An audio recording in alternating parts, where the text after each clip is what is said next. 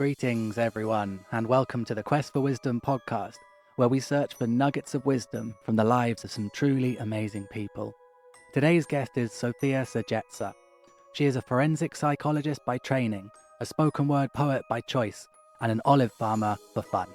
She has always been fascinated in understanding the human mind and specialised on the topic of aggression prevention during her studies and prior work. She left her job in academic teaching to delve deeper into her passion for creative writing and performing, as well as community living. Now her work is especially informed by humanistic and holistic psychology, as well as mindfulness and compassion practices. As she identifies as pansexual and polyamorous, much of her work also relates to aspects of queerness, sexuality, and love. SOPHIA was born and raised in Germany, but has lived abroad in the Netherlands, UK, Italy, Australia, and now currently resides in Catalonia, Spain. You can follow SOPHIA on Instagram at so4.poetry. I hope you enjoy our conversation today. Welcome, SOPHIA, to the 6th episode of the Quest for Wisdom podcast. Yay! How's that make you feel? I'm really excited. I'm happy we had a short chat also on. Yeah, maybe you were a little bit confused beforehand about exactly what was going on. But unfortunately, we had some good discussion off camera, so maybe we'll have to repeat that discussion. But this is the episode of Peas, and that is because you are a human, also known as a person. You are a poet, you are a psychologist, you are a pansexual, and you are a polyamorous. So it's the episode of Peas. I love that. Yeah, which is pretty exciting. So other than human, which one would you consider yourself to be top of your ranking of your hierarchy of things? Oh wow. Maslow's hierarchy. I'm actually really trying to not have hierarchies anymore in my life. Sorry, this is triggering. No, it's absolutely fine. No, it's fine, but I'm actually realizing that I'm trying to not see a hierarchy of those labels. I'm happy about all those labels. Mm-hmm. I'm really happy that they exist. Many of them have also helped me to deal with my identity, and it's great that we have these words and labels, but equally so I think it's sometimes tricky to always have these categories and labels. Just to cut in before we start, what's your opinion of labels in general? Okay, labels in general. Well, I am a fan of words, obviously. We both are. We know each other through the poetry community. And words are extremely powerful, and they help us to communicate with each other and to communicate clearly and non-violently, which is amazing. But equally so, I think there's a lot of communication that happens non-verbally, as we know. And we can also get stuck on categories and labels, I think, and how to exactly phrase something and how to exactly name it. And our minds are built like that. We always need to put everything into boxes, right? And in a way, we can't really change that. That's just our minds doing their job, what they're there for. But equally so, I think we can also train ourselves to every now and then look at these categories, and also, break them open a little bit more. And that's what I'm trying to do, because I've, for instance, been really stuck on being a psychologist. So if you would ask me maybe a couple of years ago, I would have said, yes, I'm a psychologist first. That's what I studied for a long time, But equally so now I found art and poetry. So maybe today I'm a poet, And then when I meet my partner, maybe I'm a lover, or I'm a partner, or I really feel very polyamorous today, or something like that, right? So, not to just get stuck only on those, and realizing also that can change, I'm not always a psychologist, I'm not always a poet. Maybe I'll do one more poem and then that's it, I'll never touch it again. Am I still a poet then? So like that kind of question, and being open to that change. Yeah, Jacob speaks, I had him on the podcast before, and he speaks really beautifully about labels in his show. I don't know if you saw it, but he basically says about his autumn diagnosis, which he doesn't agree with.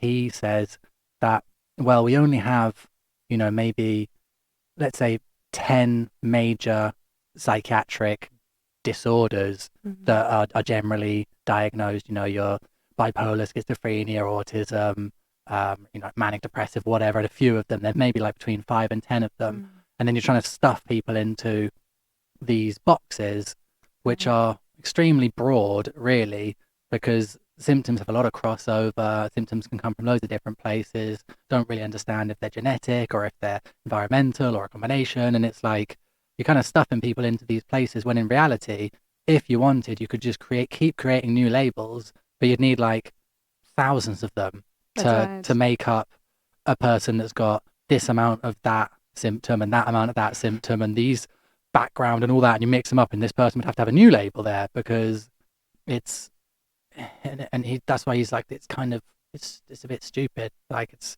sort of unnecessary even, but we do love labels, and I find myself always naturally trying to categorize and label things. I'm like, okay, so this person has that characteristic and that characteristic, that means they're this type of thing, and I'm like I find myself naturally doing it, but I'm like, is it a good thing? Is it a bad thing? That's what I mean. Yeah, I think that's my approach with it as well. Like there is a naturalness to it, just because our minds work like this. This is how we have always been learning things. You know, trying to classify, trying to analyze, and eventually also trying to label. And that totally has its place. But I think as the evolved human beings that we now are in 2022, I think we can also get to a place where we don't get too stuck on them, you know, and don't try to categorize. And for instance, also to not only categorize in binaries, so in like two polar opposites, you know, the good and the bad, and the right and the wrong, and the male and the female, but to see that most things really, I like to think almost everything around us is on a spectrum, you know. And I think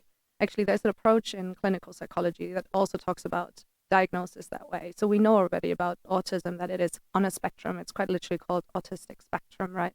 But there is a move within clinical psychology that almost all disorders should be seen on a spectrum. There is a depression spectrum, and the thing is that we're all on it, right? And you might be clinically depressed and really, you know, also needing that label in a way to like get help and get all of this and to also understand what is happening to you in a way.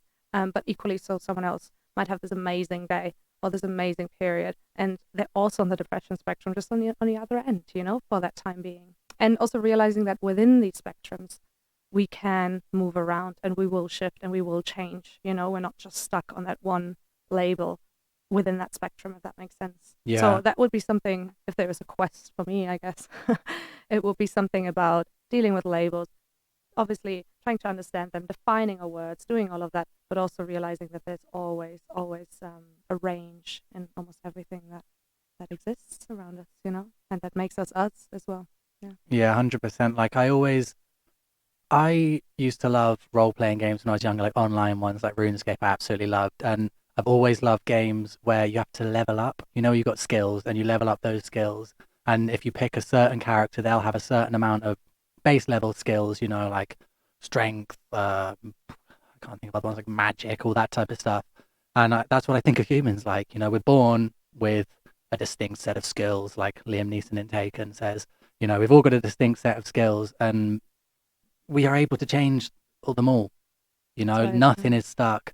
And I think that sometimes people get caught up on the labels, and that label becomes their identity, and anything that challenges that identity will be rejected and will cause some serious disturbance. And I think maybe that's where the label, you know, crosses the line. And a similar thing happens, I know, that as people move up the hierarchy, whether we like it or not, one does exist within society, you know, especially in work situations. As you move up that hierarchy, your base level of serotonin increases. Then it'll keep increasing as you move up the hierarchy. You'll be basically happier on the whole. But then if that position is challenged, if you're then knocked out of that position, fired, you can have a total breakdown, because if your identity is too much linked with being a CEO, being, you know, the manager or the boss of this, and that's taken away from you, your serotonin, it's like a come down, and it can totally destabilize you. And you see the same thing with maybe people who have struggled to accept a certain part of their identity, and then they accept that part of their identity, and then they go really strongly into that. And then that also leads you down a dangerous path, I think. And I experienced that, like I mentioned to you before, that I was diagnosed with autism last year, and I'm not sure if it's accurate or not. I don't mind if it is, I don't mind if it's not. I was sent there by the psychiatrist I was seeing at the time, and I went through all the process or whatever, like interviews, and there was at the end of it, one of the people thought that I was, and one of the people thought I wasn't, and then they battled it out, and then for whatever reason, they came up with the conclusion that yes, I did fulfill the Criteria. characteristics, Yeah. and that was fine. But then I started, digging into it more. But part of it was that during that time was I was going through such hell from coming off drugs and all these different things that I don't know if my views of myself were accurate, because a lot of it's self-reported and other Absolutely. people's opinions of you. And I don't know if my opinions of myself were accurate or not, because my opinions of most things were not accurate at that time. So I don't know, but it got me into I was investigating as much as I could about autism and this and that, and I did identify with a lot of it. Um, That's what I and just wanted to ask. Like, do you feel like it has helped you learning about that diagnosis or that oh, label? 100 million Right. percent. Right. Like, I think that it is so unbelievably destabilizing doing it. Like the process lasted about a year and a half because of COVID came in the middle. Meetings were stopped, whatever. I think maybe I didn't have the money to pay for them or something like that. And it stopped, and the whole thing took probably a year, during which that time it caused me to question every single aspect of my entire personality, Right. Yeah. all my interactions with everyone, all my interactions with my parents. I went through stages of like severe paranoia, and that's because of the drugs mainly, but like thinking, did everyone know this about me? Is it blatantly obvious to everyone? And I'm just like, I've always known that I stick out like a sore Right. thumb, and I think I've been comfortable with that. And, I told a few friends, well, I told plenty of friends to get their opinions, and quite a few of them were like, well, yeah, makes sense. Um, because they've always been odd. But does that mean autistic? I don't know. But it's incredibly destabilizing. And I think that focusing inwards on yourself is a surefire way to become unhappy. Um, but if you're doing it with an end goal in sight, I think it's amazing if you can come out of it. But the period that you do it is extremely unpleasant. It's unpleasant. It's It's unpleasant to look at yourself, extremely for unpleasant. sure. Yeah. And my whole world was flipped upside down. My Mm. it it was yeah, it was ridiculous. But I came out of it and I had the diagnosis. Didn't really change much. I wasn't sure if I believed in it or not, but didn't really care, because for me the whole process of doing it was learning myself. And I feel like I Right. came out at the end of it and I think I understand myself pretty well. And I think I Right. understand things that have happened in my life, and I think my relationships with people, I think I understand those pretty well now. Mm. And I'm very aware of maybe areas where I lack down a bit, or which were making my life more complicated, and more importantly, other people's lives around me more complicated. But then it's also, you don't know whether is that autism or drug and alcohol abuse. Right.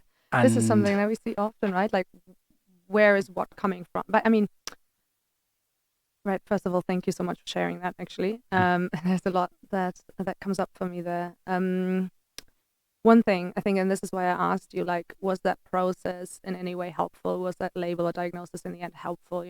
Whether or not now you believe in it or not, but just saying, like, I think that's the key question. Like, what was I able to take out of this, unpleasant or pleasant?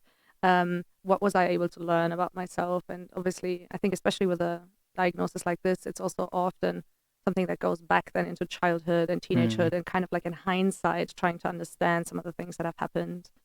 Something that I would always say there is, I think it's really about striking that balance about introspection, so looking inside of ourselves, also asking and talking to professionals, obviously, about maybe our mental state, and really being curious about ourselves and trying to figure things out, but also not getting too stuck on over analyzing everything, yeah, because it will always be only in hindsight, right?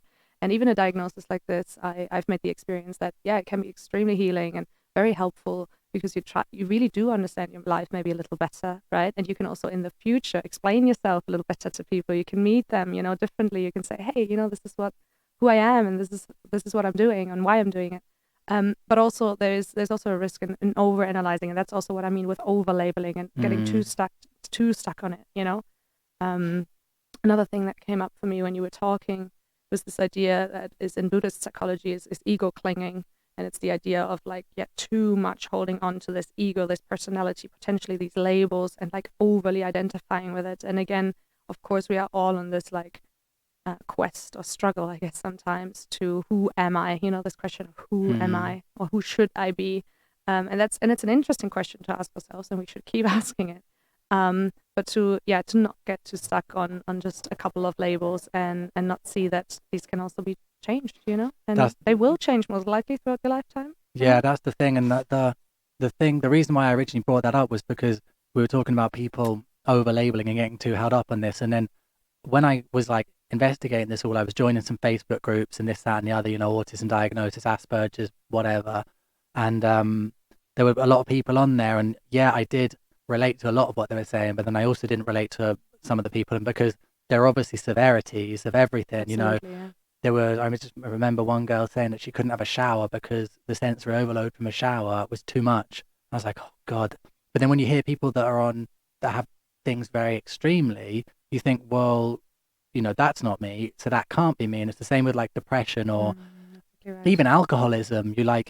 You think of the drunkest person you've ever seen. You're like, well, I'm not that person, therefore I'm fine. Yeah, or you think of like right. a suicidal person. If you're depressed, you're like, well, I'm not as depressed as them. I'm not depressed. But a lot of these people, they got this diagnosis, and they were kind of saying, well, I'm autistic, which means I can't do this. And too quickly generalizing, too quickly getting to conclusions, and it was almost like using things as an excuse, which it's not an excuse, and it's a reason, but it's such a difficult thing because it does sort of give you a fallback method, and it can be used as an excuse, because it's easy to say, well, I can't do this, to be an arsehole to someone. In my case, to be an arsehole to someone and be like, well, sorry, I'm not great at communicating, I'm autistic. Right. And, instead of being like, right, let's stop for a bit and let's stop communicating with people until they figure out how to do it. 100%, but then obviously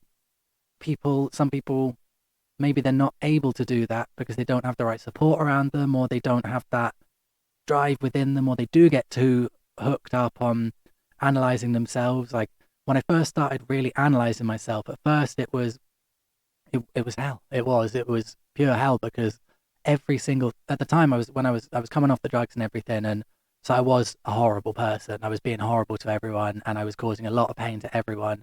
And I was also analyzing myself. So I'm analyzing every single thing that I'm doing wrong, which is everything. And it drained that I was unable to do virtually anything because I was just so drained all the time that even just communicating with someone was just zap every bit of energy.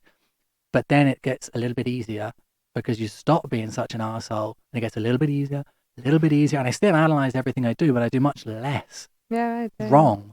So it's not as bad. And I want to be analyzing myself. I want to be getting better and not being a dick and being pleasant for people to be around. That's right. Because it's much nicer. So, it makes you feel nice. Yeah, something that comes up for me here is like actually the name of your podcast, The Quest for Wisdom. I would personally really say, I think a beautiful quest for all of us would be like a quest for self-wisdom. That really just means like trying our best to understand ourselves is one thing. And again, that can be through friends, family, feedback, professionals. There's so many ways to get to know yourself. Just growing older, just experience, right? All of that helps. But then equally so to meet that with some self-love and self-care. And what I mean with that is really like this approach to befriending ourselves. And I think this is what we're struggling the most with in our current and modern society. It's this idea of being right or wrong, and needing to be better, needing to be enough, and needing to be this or that or this person, right? And this is also what is just shown to us all the time, that we're just not good enough. Whereas, I think a much healthier approach would be to say, I'm curious about myself. I want to get to know myself, and I'm open for feedback. I'm open for opinions, but I also have that trust in myself that I can double check. Does that sit right? Is this actually me? Does this fit with me? And secondly, to then befriend that, whatever that is, right? And that could be severe pathology. This could be something that we're really struggling with, and still to say, and I'm saying yes to that too, and I also allow that in. And then I think if we do that, then we have that beautiful ability to connect with others, because then we can actually meet someone, say, hello, this is my name, these are my pronouns maybe, and this is what I do, And for instance, sometimes, I struggle with social interaction. Please don't take it personal. Tell me something like that. Imagine we would meet each other like that, hello, this is me. this is what I do. Sometimes I do that and that, and then have someone else say the same thing to you, And then we also have these moments where what you were saying, like I was reading all of this and that, but I was different there, but here I was similar. Then we can meet people where we go, wow, we share this, we have this in common. Wow, we both have, that issue about overstimulation, or that joy about social interaction, or that fear of death, or whatever that is, but then we can meet each other at these moments of beautiful connectivity where we can relate, and to also see that we are all very much individual and all very, very different, but in a way, in our humanness, we're also all the same, Yeah. and we're all connected through that. And and I think we're just really losing that ability to connect with others and with ourselves also, because we lose ourselves first, and then there's no space anymore to connect with others meaningfully, and especially not with strangers. I hope most people still connect with friends and family, but like with strangers, 100%. And So- I think that, like, one thing that I came to realize, and this was like, a lot of this was when I stopped drinking. Like when you're drinking and all of your social interactions are when you're drunk, then you don't really bond properly or create any sort of connection or learn anything about anyone, because people just talk pure shit and you're not really communicating anything. When I stopped drinking, I started to realize, looking around, I was like, people are awkward. Like, Yeah, we all everyone are, is aren't we? awkward. Some people come across as really confident, and then after having analyzed my own awkwardness, then I'm just able to see it in other people. I'm like, everyone is awkward. What And a it makes you feel so beautiful thing much to less say. better, less bad about yourself for being weird and awkward, because you're like, everyone is at the same thing. Some people are Yeah. better at hiding it, but everyone is damn awkward. And I just wanted to say, I think it's a beautiful thing to say. Sometimes I'm awkward, and then you don't Yeah. have to hide it. What a wonderful way to phrase it. Yeah, 100%. Because Also, the thing I think with drinking, obviously, is why in a way we are able to connect then with each other, right? Why is that? Well, obviously we lose some sort of like social fear, so we are able to like maybe approach people more openly, but we are also numbing ourselves, with most of the drugs we are skewing our mindset. And I'm not going to comment too much on whether or not we should take drugs or not, but I mean, obviously there's an idea about taking it consciously, and really realizing what it does to you, and then trying to be as aware as possible while you're consuming, in a way. I would always say that makes a lot of sense, and to realize that alcohol is a numbing drug, like you can barely walk, you can barely like touch your nose straight and all that. So of course you're losing some like real ability to connect with someone, to listen, to actively listen, to understand them. But also it's like communication styles. And I think that I'm very interested in communication in general now. And luckily my girlfriend is also very interested in that. And so we kind of like try and learn different things and bounce them off each other and everything. But we both, I think, had a very similar communication style. And I was able to see a lot of myself in her, which helped me so much, because I saw loads of the irritating things about myself, as you often do with partners, and like our communication style tended to be, even with each other, we've got better, but it's like, I will talk at you for 10 minutes and then you will talk at me for 10 minutes. And that's kind of the way I was with everyone. I'd always be excited about things, not just blab everything to everyone and then expect them to do the same thing back.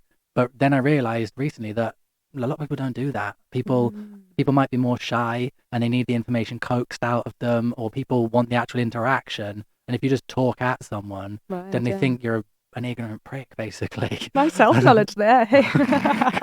And so now I'm like, right, I'll talk for a bit, and I'm like, right, make sure to ask them a question. So That's what I just wanted to say. Yeah. Have that question mechanism. Yeah, for yeah, sure. yeah, because it's like, and I working in sales, I think that I worked in sales for like a year and a half or something, didn't like it, but it does teach you a lot about asking open questions. Right. Everything, or unless you're really trying to gain solid understanding of a specific thing, most questions should be open. How did you feel about that? What is your something, blah, blah, blah, or whatever, instead of saying like, do you like this? Do you think it's correct that? Yeah. Do you think it's correct that? And also ending what you're saying with a question. It's just little things like that that's like, it's so simple, the theory of it, but actually doing it takes time, it takes practice, We're not taught to communicate taught that to way. communicate We're that not way. taught at all to communicate that way, But I which feel is like- really something that I think is really sad also, But I think that after doing sales, and they usually, unless you're like some absolute pro at it, just naturally people take, I don't know, 3-4 months to get into the swing of things if they're totally new at cold calling and just having proper conversations and selling. And I'm like, this should be a class really at school, because selling, if you can sell a thing you don't care about, and you learn how to sell some random thing you just don't give a shit about, some software, you can sell yourself in an interview. You can, you can market something, you can do anything really. It's such a valuable skill that it'd be amazing just to teach people just the principles, like a few short hours at school, just teaching people the principles of it. When you're a kid, you'll pick up on it easily and then learn it and then smash it. I feel like they probably do that in America, though. I feel like Americans are very good at that. I'm assuming. I mean, they're brought up with that mindset, I guess. Yeah. Yeah, it's like that business mentality of like, must be the best. And like, they all seem to be so outgoing. Like all the Americans I meet, that's like, seem to be very good at communicating. Well, I mean, for me, communication that works is also dealing a lot with actually communicating about our feelings. Like, as human beings, we are run by our emotions all the time. It's really what makes us run, right? Like, we walk through a street, we see something, we hear something happens to us, someone talks to us, and we react emotionally always. We like it, we don't like it, we hate it, we're sad, we're happy. So this is really what is running through our everyday lives. And yet it's something that we have the littlest knowledge about. Like, what are even emotions and feelings? What are all the differences between them? How do I feel them and acknowledge them and see them in my body? Like actually having a connection with our body and then being able to communicate those to other people.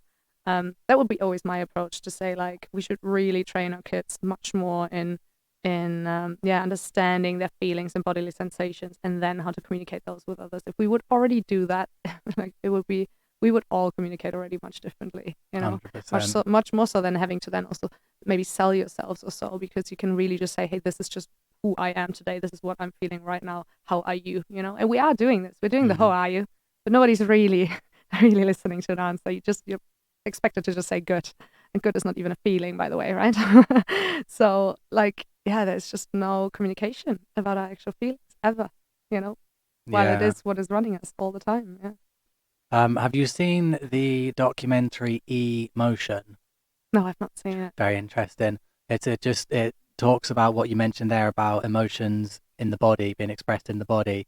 And I can't remember it so well now, but I think it's only about 20, 30 minutes, but it basically says that each of our organs stores a different emotion. So the ones that I can remember are your liver is where anger is stored. So if you have too much built up anger that's not dealt with, you'll end up with liver problems. And alcohol affects your liver very negatively, and it also creates anger within people. Not everyone, but within certain people. And grief. And obviously, like when I first saw this, like I'm very, very curious about the more esoteric types of science, should I say, or theories, like this isn't necessarily widely accepted yet, I don't think, but sometimes you have to draw the line between this seems a bit far-fetched and this is not, but that does not seem far-fetched to me. And then the other one I remember was grief is stored in the lungs, and then I never believed, well, I didn't not disbelieve it, but I was just like, took it as what it is. And then my granny in Ireland was taken, she was ill with pneumonia, and the doctor said to her it was probably because of grief from the dogs. Her dog died or something. And then I was like, right, so this is a doctor in Ireland where they are very disbelieving of new cutting edge kind of discoveries. And he's saying that to them. So it's like, that's obviously something that's already understood. And I was like, wow. Yeah, so I mean, I don't know this particular documentary, but what I do know is that we know already, and this is scientifically known, that a body and mind are extremely strongly connected, right? And we all have examples for this in our everyday lives, but we do know that mental health problems also have an impact on our body, and equally so our bodily issues have an impact on our mind as well, right? And what you were saying there about spirituality or esoteric ideas, there is also a movement within science, and especially within psychology and neuroscience as well, where more and more of the beliefs that have been labeled as spiritual and far-fetched are now starting to be assessed, scientifically. And something that I'm very personally just extremely interested in is this overlap, and is this like this meeting of spiritual wisdom or our ancient wisdom, and our like cutting edge scientific wisdom, which is really, just a couple of years old in comparison. And to see just how these two meet, and again, to not say one is better than the other, one is right or wrong, but just to say, hey, let's look at each other there and look at both of these like knowledge systems, and there's more out there, by the way, and see where they can meet and learn from each other. And this is the same as I think we should do with human beings, have different opinions, come together, listen to each other, learn from each other, see where the overlap is, and understand that also that is constantly changing. Like science is constantly changing. We've seen this with COVID. Why have we struggled so much with what scientists have told us to do and not to do in the beginning, to wash our hands, and then later on they said, actually the masks are better. Yeah, this is because science is also always changing. Our knowledge is always getting more refined and updated in a way, and I feel like we're uncomfortable with that. We want to always know the right answer, there needs to be just one right answer. And in a way, also within science, that's never the case. It's always constantly evolving, and to understand also that that's the process, I think would be something that would be really helpful for us, Yeah, I'm also extremely interested in the crossover point you mentioned between spirituality and science. And I feel like these past, even like less than 5 years, there has really been a lot of focus, and people are kind of like, wait a minute, there's something more here. Like maybe these people that have been saying these same things for thousands of years, like maybe they're accurate. Maybe we should be looking into this. These even things like as simple as yoga and meditation, that have been around for 5,000 years, and they've explained, like in the Vedic scrolls, they explain all about them, all the things they do for the body, everything. Everyone's like, yeah, for the body and the mind, and it's like, oh yeah, blah blah blah. And now everyone's like, wait a minute, meditation's actually really good for everything. It changes our brain structure. It changes your brain structure. Yeah. Like you can literally rewire your brain and replenish your dopamine by just lying there. Yeah. And it's absolutely... Or sitting. Or sitting, or walking. Yeah. Or walking, yeah. Yeah. Or just doing anything. I think it's so cool. There's a book, can't remember who the author is, but he describes himself as like a neuroscientist / mystic. And it's called Becoming Supernatural, and he explains a lot of spiritual practices, meditation and a few other things in neuroscientific terms, and it's just so cool that these are starting to be explained. And I'm really excited about when they crack dreams, like when dreams are cracked, because obviously there's a few theories and they make sense, but it's like when they really crack what's going on, and even, I mean, it's scary, but being able to kind of record your dreams and watch them back out and that type of thing would be mad. Or watch someone else's dreams, like that stuff is crazy.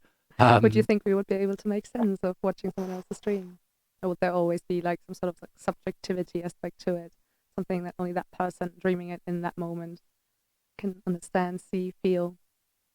It's like watching a movie, isn't it? If you watch a movie, you can take various different ideas from the movie, and you can pick up on different things from the movie, but I would think of it as a movie, and a lot of them, my ones, I think, are all first person anyway. So someone else might think of it as a podcast. Huh? Someone else might think of it as a podcast, someone who, for instance, can't see, True. So like, I'm just asking that question a little cheekily, but I feel like there's so much, like we all have our own realities and own input, central input really. So for instance, being visual or not, for instance. And then to make sense out of this, and then to interpret it, you can already see, we can at best have only some sort of shared reality, but to think that there's just one reality out there, I think is already like mistaken, and again, this is like what is always preached to us and told to us, haven't you seen this? It's so obvious. Well, yeah, you have maybe looked at it that way and you've seen it that way, And again, I feel like we're not equipped to just meet each other at this point of checking, okay, where do we have that overlap? Where do we have that shared reality? And with a dream like that, I would think, if it's played out, I don't know how this is exactly done and whether it is in a visual format or so. But I feel like there will always be some sort of subjectivity to it. There will always be that subjectivity of the actual dreamer in that moment, Will we ever really fully be able to understand, feel what is going on in that person in that moment, True. I suppose it would depend on the dream and the person, but I think that I don't think that my dreams, the ones I'm thinking of, I don't think that they are. I think a lot of my dreams are like it's as if it's a novel or like a movie happening, Right. and like sometimes I have dreams where I'm actually writing the novel as it's happening. So it's like I don't think that Wow. that would be, The writer in you. yeah, I suppose. I don't think that those would be like difficult really to understand because it's as if it's a script. And then sometimes I wake up and I'm like, gotta write that down, and I write really quick and I'm like, oh my god, that's gonna make such a cool movie. But How there's can I a make art out of that? yeah, there's a I've written poems in dreams as well, which Oh, is like amazing. there's one which I was like I wish it would happen more, but I think this is like partly when like from drug withdrawals as well that you get really crazy dreams. But there was one where this girl who I went to primary school with was like talking a poem to me, and Wow. then I was like I woke up but I was like half asleep, and I recorded I pressed like record on my phone. I recorded myself saying it as she was saying it to me in the dream. I recorded it out and I was like, man, I wish this would happen more often because it was Beautiful. crazy. It was really Beautiful. good. Like, it was really like well written poem as well. Yeah. And I was like, oh, that's so cool. Amazing. It's There you so, go. Inspiration comes from everywhere. Hey, it yeah. come from our dreams.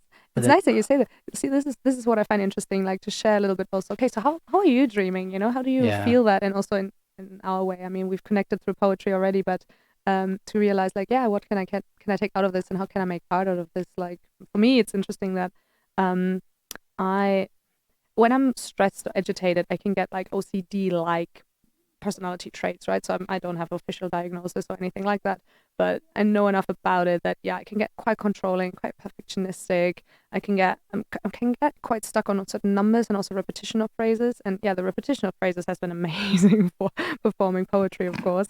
But yeah, what I have sometimes is that I wake up in the morning and I can either remember the dream or not, but I do wake up with a certain phrase already, and for some reason I get stuck on it, and then I repeat it, and through the repetition I have the feeling that there's something powerful in it, and then usually that kind of sparks some sort of inspiration to write. And it A bit like usually a also, mantra. yeah, a little bit maybe. It's a certain phrase, could be something. One phrase was at some point, there is no need to change for me, just for me to be. There is no Mm. need to change for me, just for me to be. And then I was like, okay, so what is that telling me? Right. And then when I wake up early, it's usually also early morning hours, then I have this like perfect prime time to then write something about it, which is interesting. So it kind of comes from a dream, I guess. But yeah, it develops then into like my writing style, and I love this. I love exchanging like, okay, how do you dream and how do you write? Mm. Because yeah, it's different for all of us. Yeah, I sure. would say that, I'd say that probably 95% of my dreams are unpleasant though. I'd say Hmm. most of them are, which is irritating. When I was younger, I used to get really cool dreams. And I remember like I started when I was probably like 11, 12-ish, I started lucid dreaming, and then I started drinking and taking drugs, and then that stopped. And then I've only had like Naturally lucid dreaming or like trying naturally to. lucid dreaming, Oh, yeah. right, okay. And then I've only had like one or two lucid dreams in my adult life. But I would like, I really, really would like to be able to do that again It's because something it's that you can very cool. practice, eh? Yeah, Mm. 100%. And I think this Like most sleep is things, you just can try to practice. so important. And I've spent, because I always had absolutely terrible sleep. I never put any effort into it. I used to go to bed at like 2 in the morning during the week, and then 8 in the morning in the weekend, every week and every weekend for years. And then now that I'm like fairly disciplined with my sleep, I try to go to bed during the week at 11ish, 11:30 maybe, which is later than I'd like. But now when I do stay up, occasionally, 1 or 2 o'clock in the morning, very rarely, I'm wrecked the next day, and I'm like, oh my god, and I'm like wrecked, and I'm noticeably moody. I'm like noticeably lacking motivation, and I'm like, how did I do this every day? No wonder I was out of my I mind. just wanted to say, I think sleep hygiene is something that we're also, again, not taught at all or talking enough about, and also realizing in like all these different stages in our lives and different age spans and hormonal levels that we have, that our sleep changes, and to understand that and to also realize like when do we need a lot of sleep or less sleep. Like for instance, that we do need a lot of sleep as teenagers actually, and to have to wake up at 6 a.m. to go to school at 8 is torture for Yeah, teenagers, but we keep doing it. We cannot wrap our head around maybe starting school a little later in a time frame from like maybe 13 to 16 years or something like that. Sleep is so, so, so important. It's actually true that there's a lot of different theories about sleep because we still don't know exactly 100% why we sleep. We know mm, that there is a lot to it and we can record brain waves and all that, but We don't exactly know why, but we do know that it's massively important. You die literally if you don't sleep, right? It's a torture mechanism as well, which is because it's so powerful for us, and still we don't exactly know don't exactly know why. But I think talking about sleep hygiene and how we can care for our sleep, to make sure that we do fall asleep properly, that we sleep deeply, and that we also wake up okay, because all of these three things we can struggle with. I used to have sleep problems with falling asleep, so this feeling Same. of like being tired and also bodily and mentally tired, but just not being able to sleep because I was ruminating so much, and it was awful. And of course it impacts your next day, it impacts your mental health, and again impacts your bodily health, right? Yeah, sleep is a fascinating topic. Sure. It is really cool. Sorry, man, want some keys? Sorry about that. Yeah, there's one thing I forgot to mention on the dreams topic. There's a lady, she's dead now, called Madame Blavatsky, and she's written quite a few books. I've got one of them, I haven't read it yet, but she, amongst some other people, it was like the Order of the Rosicruciferians or something like that, and these people believe that they could meet each other in their dreams, and it's like, this is kind of like dark magic type stuff. But I'm like, that type of occult stuff I'm so drawn to, but I'm also just like, better not fuck with that, Connor, because if it is true, you're probably going to get possessed. Right. But I'm like, then we're back at self-knowledge. So yeah. But I'm like, oh God, I'm like, don't go to the dark side. But I've had some. Don't be afraid of it, though. Oh, but the occult never goes well for anyone that goes there. It's like it's the allure of ultimate knowledge and power of the dark side, and then you go and you start trying to meet people in your dreams, and you get stuck in a dream world or something like that, and you can't come back. And I don't know, I'm like, to me, I'm thinking probably that is true, but I tend to want to believe in things. But I also just think we know that there's different levels, different planes. There's the spiritual plane. We know that you can meet entities if you take psychedelic drugs, and you can are these entities all connected? Are they part of nature in some way? And psychedelics allow us to see them. Do dream states get us into new states we can't access when we're sober? Are there only certain people that maybe can do these type of things? Can everyone do it? So many questions. Who knows? But going back to like the sleep torture thing, there's an experiment. Oh God, I'm sorry I brought that up. No, there was an experiment, and they were seeing how long people could stay without sleep, and I think it was about 5 or 6 days, if I'm not wrong, and there was people started getting schizophrenia symptoms, and there was one person, I can't remember how long that he was sleep deprived for, but he didn't recover. That like permanently damaged him for not sleeping. That is crazy. We should take our sleep very, very carefully. That's why I also like shift work is insane, you know. So I mean, I understand you can shift your sleeping patterns from potentially going a little later to bed and then sleeping later in and all that, right? You can do that. But like keep changing it up, which is what shift work does, right? Having to work at night, having to work during the day, what nurses are doing, for instance, is incredibly stressful for body and mind. Like it's really, really, really bad. And again, we're like not dealing with this, you know. We're not talking enough about this. I think this is such a massive aspect, and there's such little things also. I mean, we all know this, maybe, that being on our phones in the evening, you know, and still being on a screen while you're already in bed is like the worst you can do. Like if you do it the 1 or 2 hours before going to sleep, it really impacts your sleep so massively. And yet it kind of tells us, no, this is the thing that will put me to sleep, but it does exactly the opposite. It actually activates the nervous system. And it's supposed to be after between 10 and 4 o'clock. It's supposed to actually impact your dopamine system, and also your mood between 10 and 4. So if you're on it between 10 and 4, which is a lot of people, then your mood is going to be impacted. And it's not if you're on it for 1-2 hours, even small amounts of, it's not even just phone, it's also just TV. Normal light in your house as well. So like I want to get myself some, because I'm quite photosensitive. So like at night, even when we were in the K Tempest concert, like I was having to cover my eyes because the lights were like hurting me, giving So me a intense. headache. And they it's like when I at night when I'm going to the toilet or something, I try to close my eyes because even like the small amounts of light, I'm like, if it's hurting my head, it's probably me telling you, it's probably my brain telling me that not a good idea, Not a good idea. not That's good for exactly it. you. See, this is exactly what I mean about like getting to know yourself. This Yeah, is really the key, and to like exchange also like, look, this is something that I've figured out for myself. This is where I've read it. This is where I heard it, and then sharing it with others, seeing if it resonates with them. but that's the thing. Yeah, I like when I learn these things, I feel like I have to tell people. I'm like, look, like this is bad for you. Stop doing it because yeah, they're relatively simple things, but yeah, they tend to be like the addictive things, like going on your phone. yeah, But I absolutely. remember when I was a kid, my mum telling me, um, you have to go to bed before midnight. The hours before midnight are more important for your sleep. And I remember just thinking, bullshit. That's what she's telling me because she wants me to go to bed early. Bullshit. And obviously, you never believe what your mum says when you're a teenager. You're just like, nah, bullshit.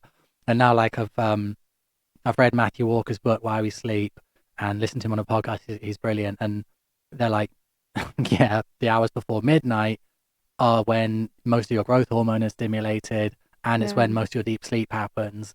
So after that, you are. But it also depends on kind of what region we're on in the world and what season. So I would always say like also really go with the seasons. We have these circadian rhythms within us and a circadian clock also in our brain. And it's true, we do react to light, right? It's one of the key stimulus that we absorb, and it tells our body to go into sleep or not, to release certain hormones also that prepare us for sleep, to wake us up. Something that has really helped me actually was to more go with the seasonal light. So we're in Barcelona here. The nights are obviously longer during winter, right? And in summer they're shorter. And I'm also trying to like go to bed within these time frames. We stay up much longer in summer. It's nice and warm outside, and that's okay also because the light is up there, But obviously in winter we get more tired. We get tired earlier. It's quite natural. But just to understand all of that, and to not be harsh on yourself, like, why am I tired in winter? Well, it is because it's winter. Yeah. And maybe it's a good idea that we sleep a little more, and also that again will change. The seasons will change, our sleep patterns change slightly. But for me, it has helped a lot to have natural light in my bedroom. Actually, I used to sleep in pitch darkness, and it gave me night terrors.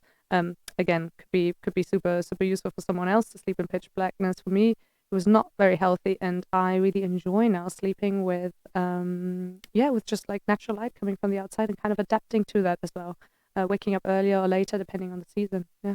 Yeah, I would like to sleep with natural light, but then I have like a really thick blackout curtain to partly block out some of the noise. Well, I just wanted to say, because you were living in the city, I live but in I the have the city. privilege to live in the countryside. Yeah. That's true. And that's the thing. I mean, I do sleep with an eye mask, so it doesn't really. Yeah. I've always liked sleeping with an eye mask and earplugs, like block out all the senses.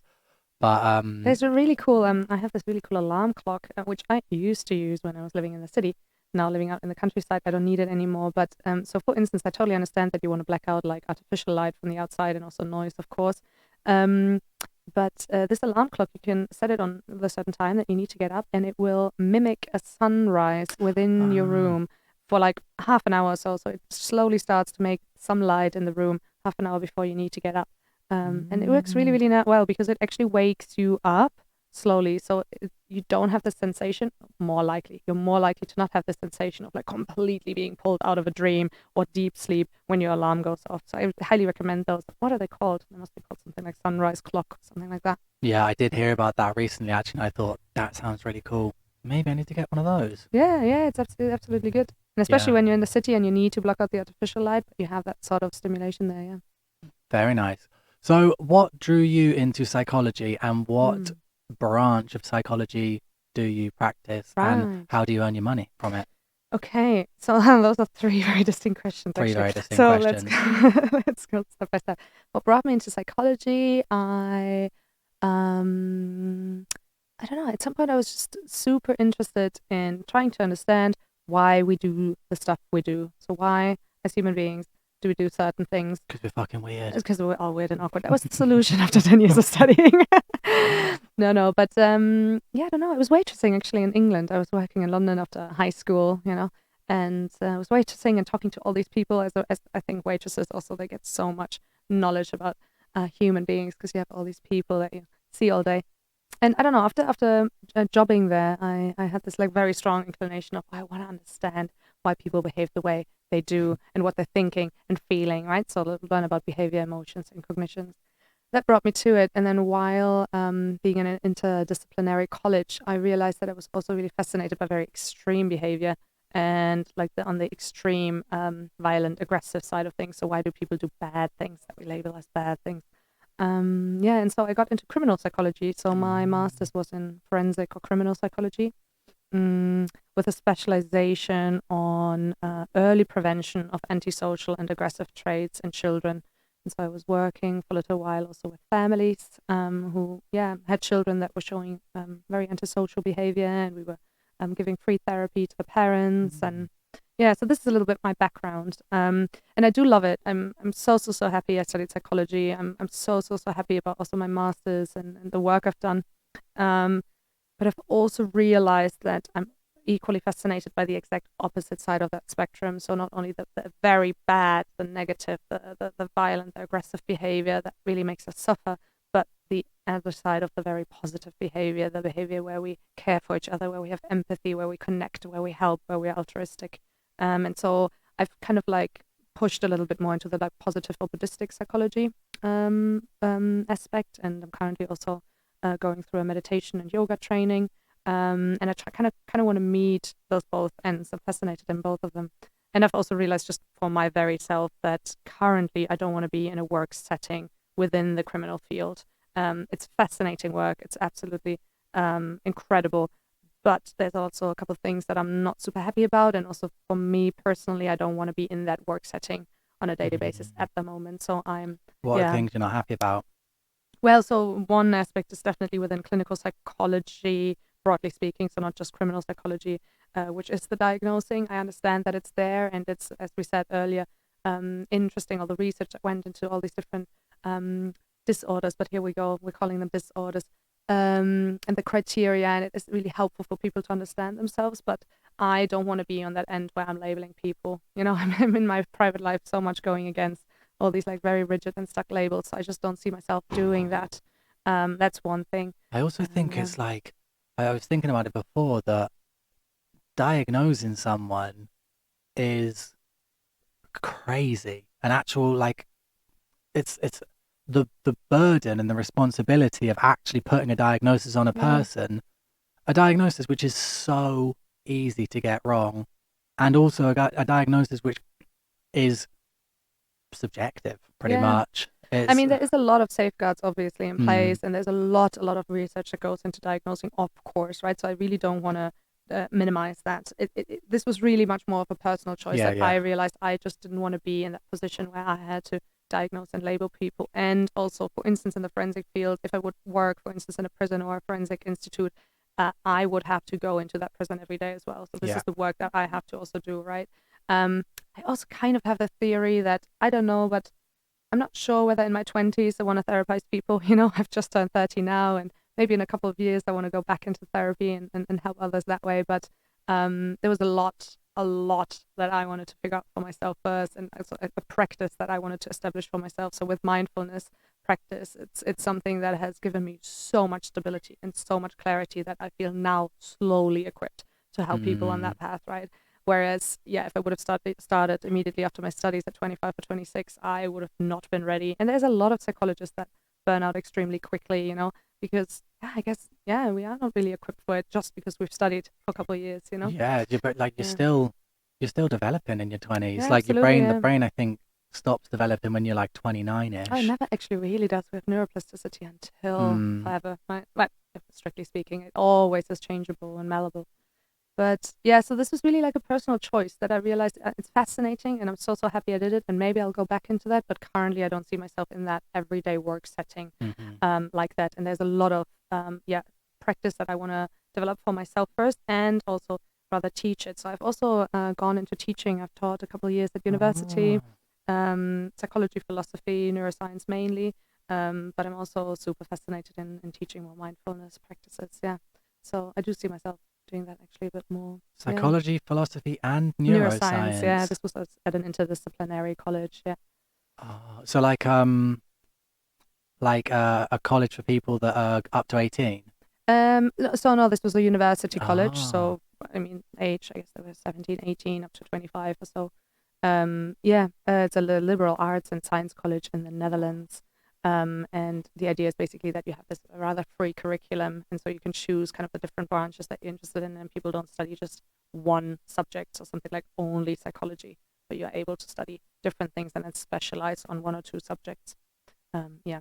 So that's that's very where I was cool. teaching. Yeah, again, something I think that actually many, many years ago, this was quite natural that people were doing biology, but also astrology, but also writing. And like, we were so vastly branching out, and we have become this like over specialized species that I mean, it's obviously fantastic to have experts, and it's amazing if you have that one thing that fascinates you, like go for it. But to also realize that it is a lot of strength in having like broad interests, and interest in many, many different subjects, and seeing again where those subjects overlap, where's the overlap between psychology, sociology, politics, and I don't know, economics or something like that.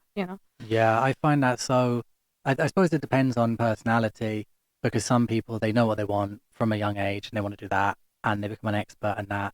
And it's amazing that we have those people because otherwise things Absolutely, would yeah. not exist. But then I had this argument with my mum quite a few times. She's like, no, you should pick one thing and then just study that and, become an expert at that. And I'm like, yeah, but number one, I'm not going to do that. And I don't agree that that's the best way to do it because, Yeah, that's like, exactly right. I don't think it's the only way. and I always think that number one, you're a much better dinner party guest if you know Which is a the most bit. important. Yeah, exactly. Which is if you know a bit about lots of different things, because then if you know like a basis amount about various different things, you have a base knowledge. Say you've done like one university module or two university modules about various different topics. It means that then you can learn very easily more about those things by someone talking to you. You Like can also learn more about your subject while looking at another, yeah, right? yeah, So, exactly, I mean, and this is find the also, links yeah, between stuff. exactly. It's like I always thought of if you study like botany or something and are also into neuroscience, then you might find a link between botany and Yeah, neuroscience that no one else has absolutely. ever thought That's of right. because they're not doing that. And it's like there's links between everything. There's like Absolutely. crazy overlaps between everything. And I love thinking of those patterns between Yeah. things. I find it fascinating. It's so Yeah. cool.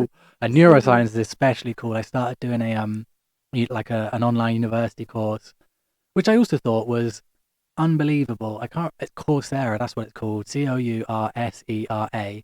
They have loads of online university courses for free or for a small amount of money. And so this was a neuroscience course from, I think it's the University of Chicago, which is like top 10 uni in the world for free. For free. And I Amazing was that like, and accessibility. Wow. I know, and I was like, this is amazing because the woman doing the course, she was so passionate about it. She made it as fun as Lovely. it could be, on a distance course, and you can do it in your own time. And I just thought it was so. Brilliant. I was like, this is free, for free. Yeah. And I paid 9,000 for a year, That's right. for a Oh, year. let's not talk about student loans. Yeah, that's Yeah, insane. but then I was just like, this is, I don't know, it was so. It gave me so much hope for like the access to education now Mm-hmm. is an internet connection, and it Absolutely. is so cool because it separates it it separates the division between rich and poor in terms of opportunity. Sorry, it reduces Mm-hmm. the division for rich and poor in terms of opportunity because ultimately you can teach yourself, and yeah, you'll have less opportunity if you're poor because you probably will have less connection to certain things, but Also less education, right? less education. Illiteracy is still an issue, obviously, and But yeah, for driven people with an internet connection, there's more access. You're there is saying, like yeah. far more access now than there would have ever Mm-hmm. been. Poor people 30, 40 years ago would have had virtually no opportunity That's true. to But you break do out you of do need that. to have the vocabulary, right? You need to have the right like search hits as well, I guess, which I also think we sometimes forget how educated we are to find what we're interested in, if that makes sense. Finding that kind of course that you did there online is because you have some sort of education, knowing what to Google, what to search for. So like True. on a very base level there, I think there's obviously still a massive distinction in just what we have access to, you know. But I understand your point in saying like in general the internet exists, it's accessible to many, many people, and there's a lot of possibility in there. But equally so, obviously, there's also possibility of going into rabbit holes that are not very fruitful, you know, or information that is negative and harming, you know. So it's a double coin, I guess. I forgot to mention it at the beginning, but what brought you to live on a finca in the countryside? And do you want to explain what a finca is? Yeah, sure. So finca is basically a farmhouse in Spain. And yeah, what brought me to it? So my mom got a breast cancer diagnosis pretty much 2 years ago now, and she's okay so far. It got caught very early. It didn't spread yet. She was able to get a surgery. So all the things you kind of want to hear when you get a cancer diagnosis. And nonetheless, we had this like beautiful phone conversation when she knew something was up, where we just realized, never mind what the result will be. So whether she'll get just a couple of months predicted, or whether she will have like another beautiful 10, 20 years, whatever it is, we want to spend that time, quality time. We want to spend it together, and we want to spend it differently as well. So yeah. And then all of this came in, that it wasn't a very aggressive type of cancer. It was caught early, all of the things you want to hear. And we could see how that conversation slipped away again. And we were saying, all right, so we can just continue the way we do. She was living in Cologne, but alone. Just a beautiful rhyme. In Cologne, alone. And but in a setting she wasn't very happy with. There was a lot of toxicity in that exact apartment in the past, and a lot of negativity still in there. Let's say I was full-time working in the Netherlands, and we were seeing each other every now and then, but not often. And we could see how we were slipping back into, all right, we'll just continue.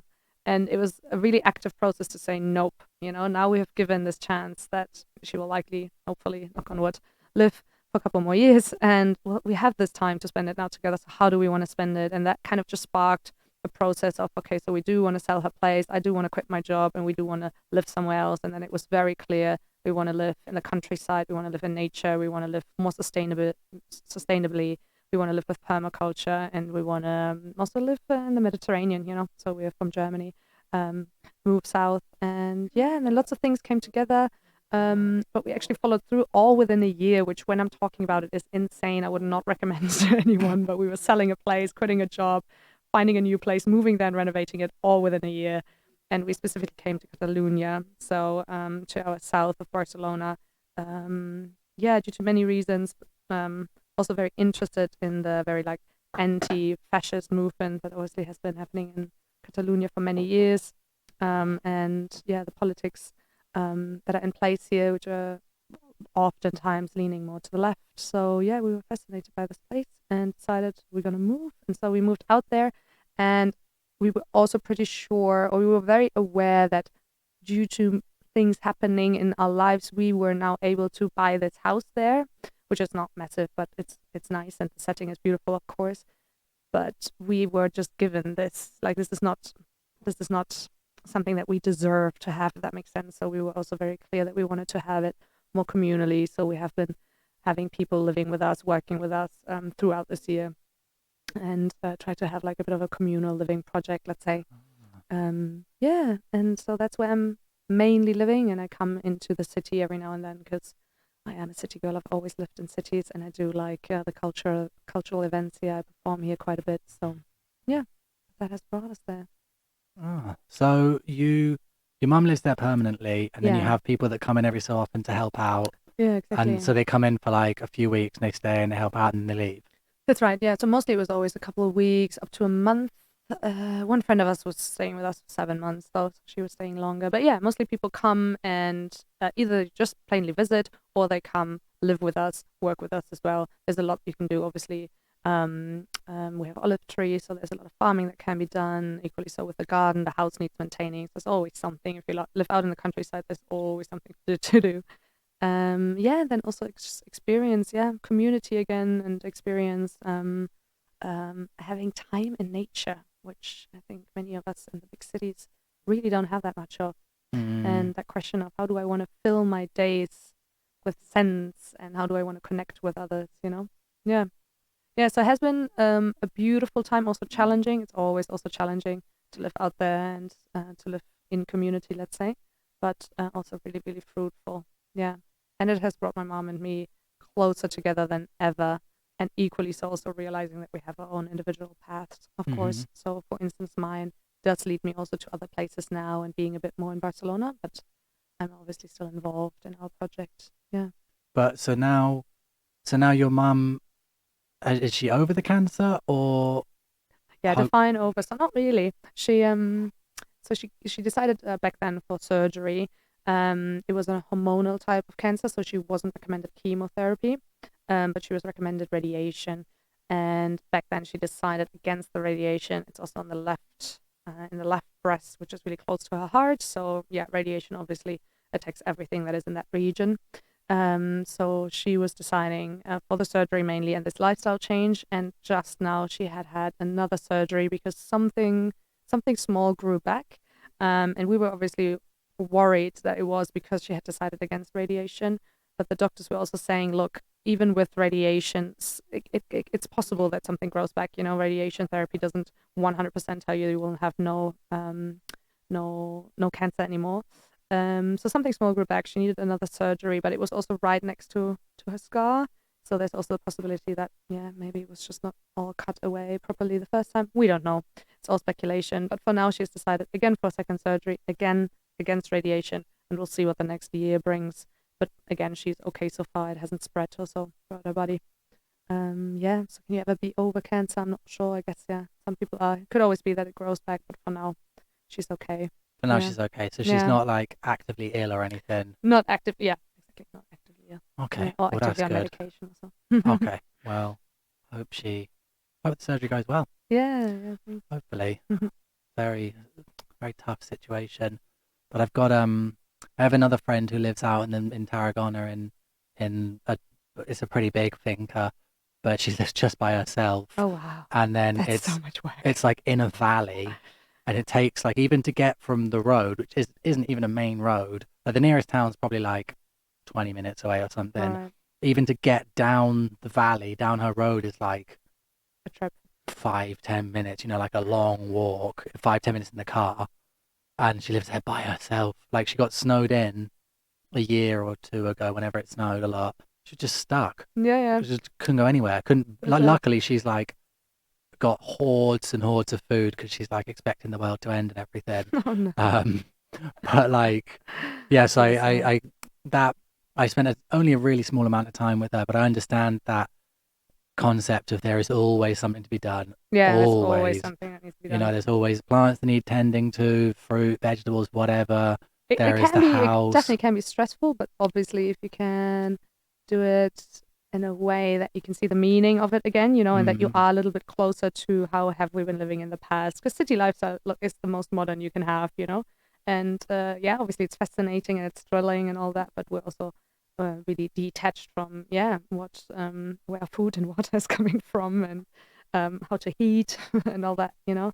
So it is a lot of work, but it can also be really, really fruitful. Of course, it can be really, really nice to be. Yeah, like I don't even know, because like half of it wasn't even. It had like a whole floor. I think it's about 4 floors, and because it was an old olive farm, and I think it's pretty crazy actually. Like I think they used to use prisoners or slaves to do this big olive thing, and I remember I started seeing these little faces in the mud in the valley, and then I just couldn't stop seeing them. These little looked like they were like faces of people, like little tiny ones. And then I couldn't stop seeing those, and I was like, oh. And then she told me, oh yeah, I think they used to use prisoners down here, because it's massive. It's like 204 acres. Yeah, it's huge. So she lives alone. And she's alone in this. We have 1 hectare, and I'm already like, all right, this is enough work, you know. Oh, it's so, but like living there, but she's always like looking for help. Sometimes she gets help in, but because me and my girlfriend, we always wanted to get a place like that, but I keep saying to her, I don't think this is the right time in our lives for it, you know, because it is.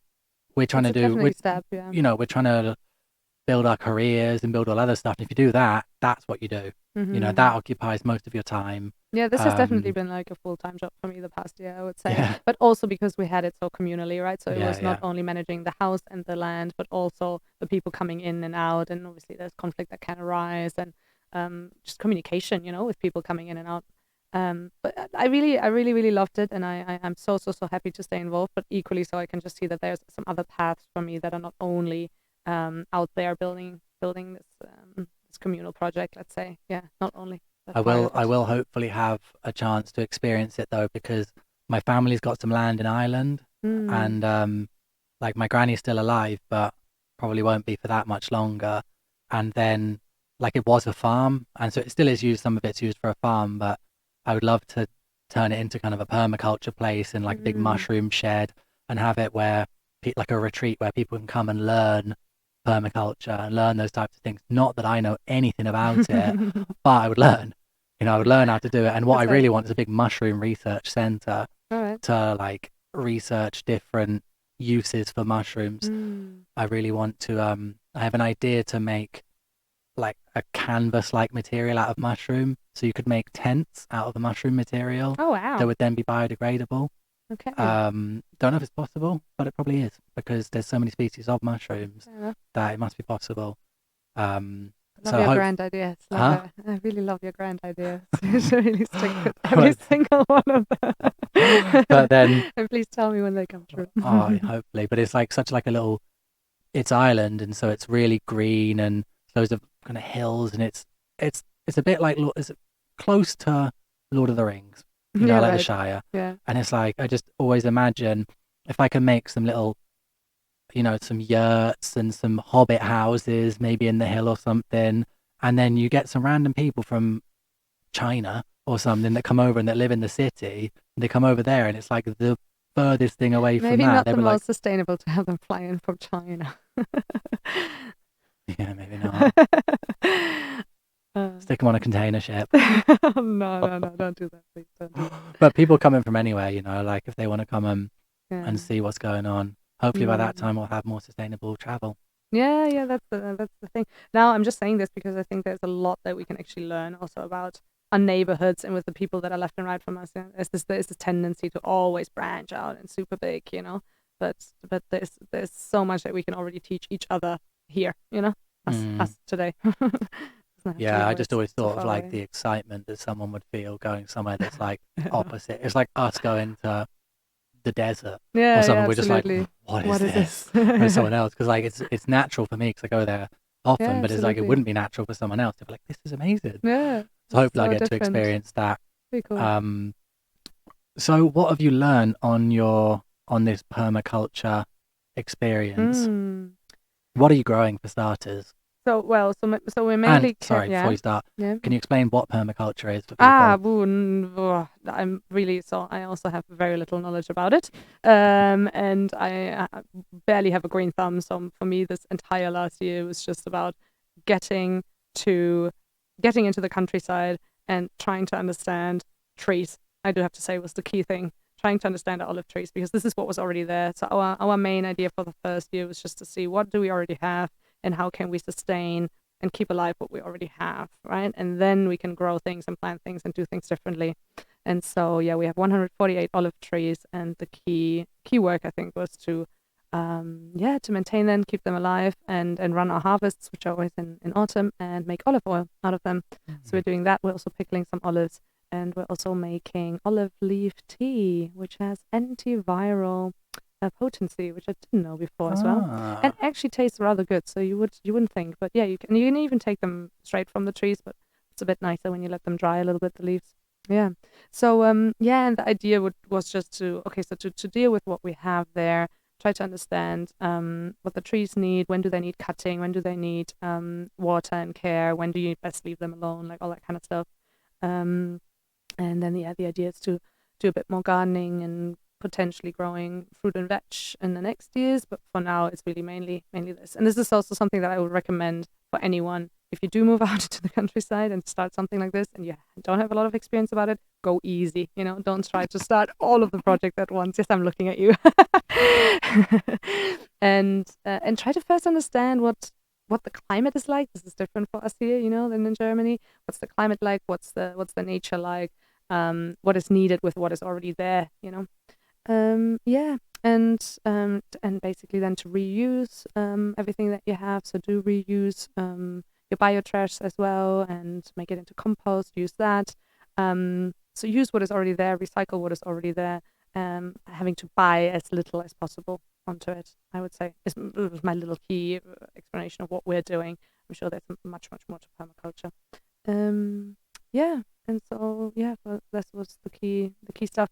But what have I learned throughout this project? It's really not just gardening or farming work. It was really also living with people together in my personal space, you know, and sharing that space. And what does that really mean to share your home with potentially strangers, even, right? We had strangers living with us.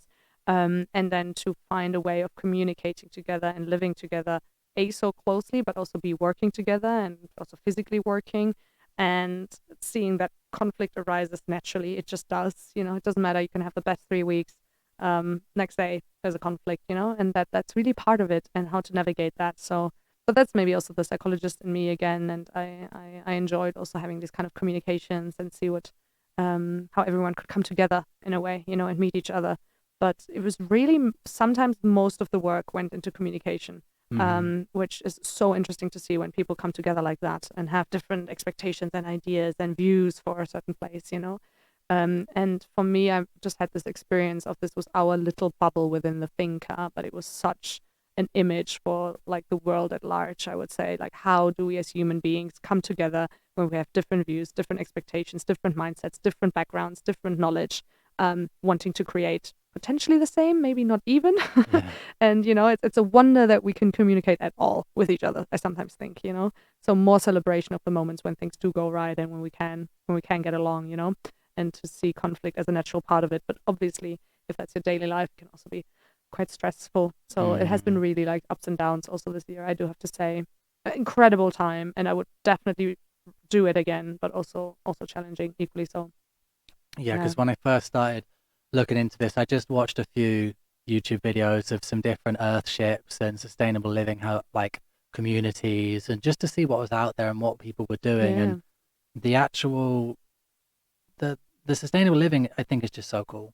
You know, the different things I saw is just amazing. But then the people that were living in communities, you could tell it was just like conflict, because you do have people from all different walks of life Trying to get along. trying to get along, and sometimes you have the vibe that I was getting from some of them was that you have some people that go there.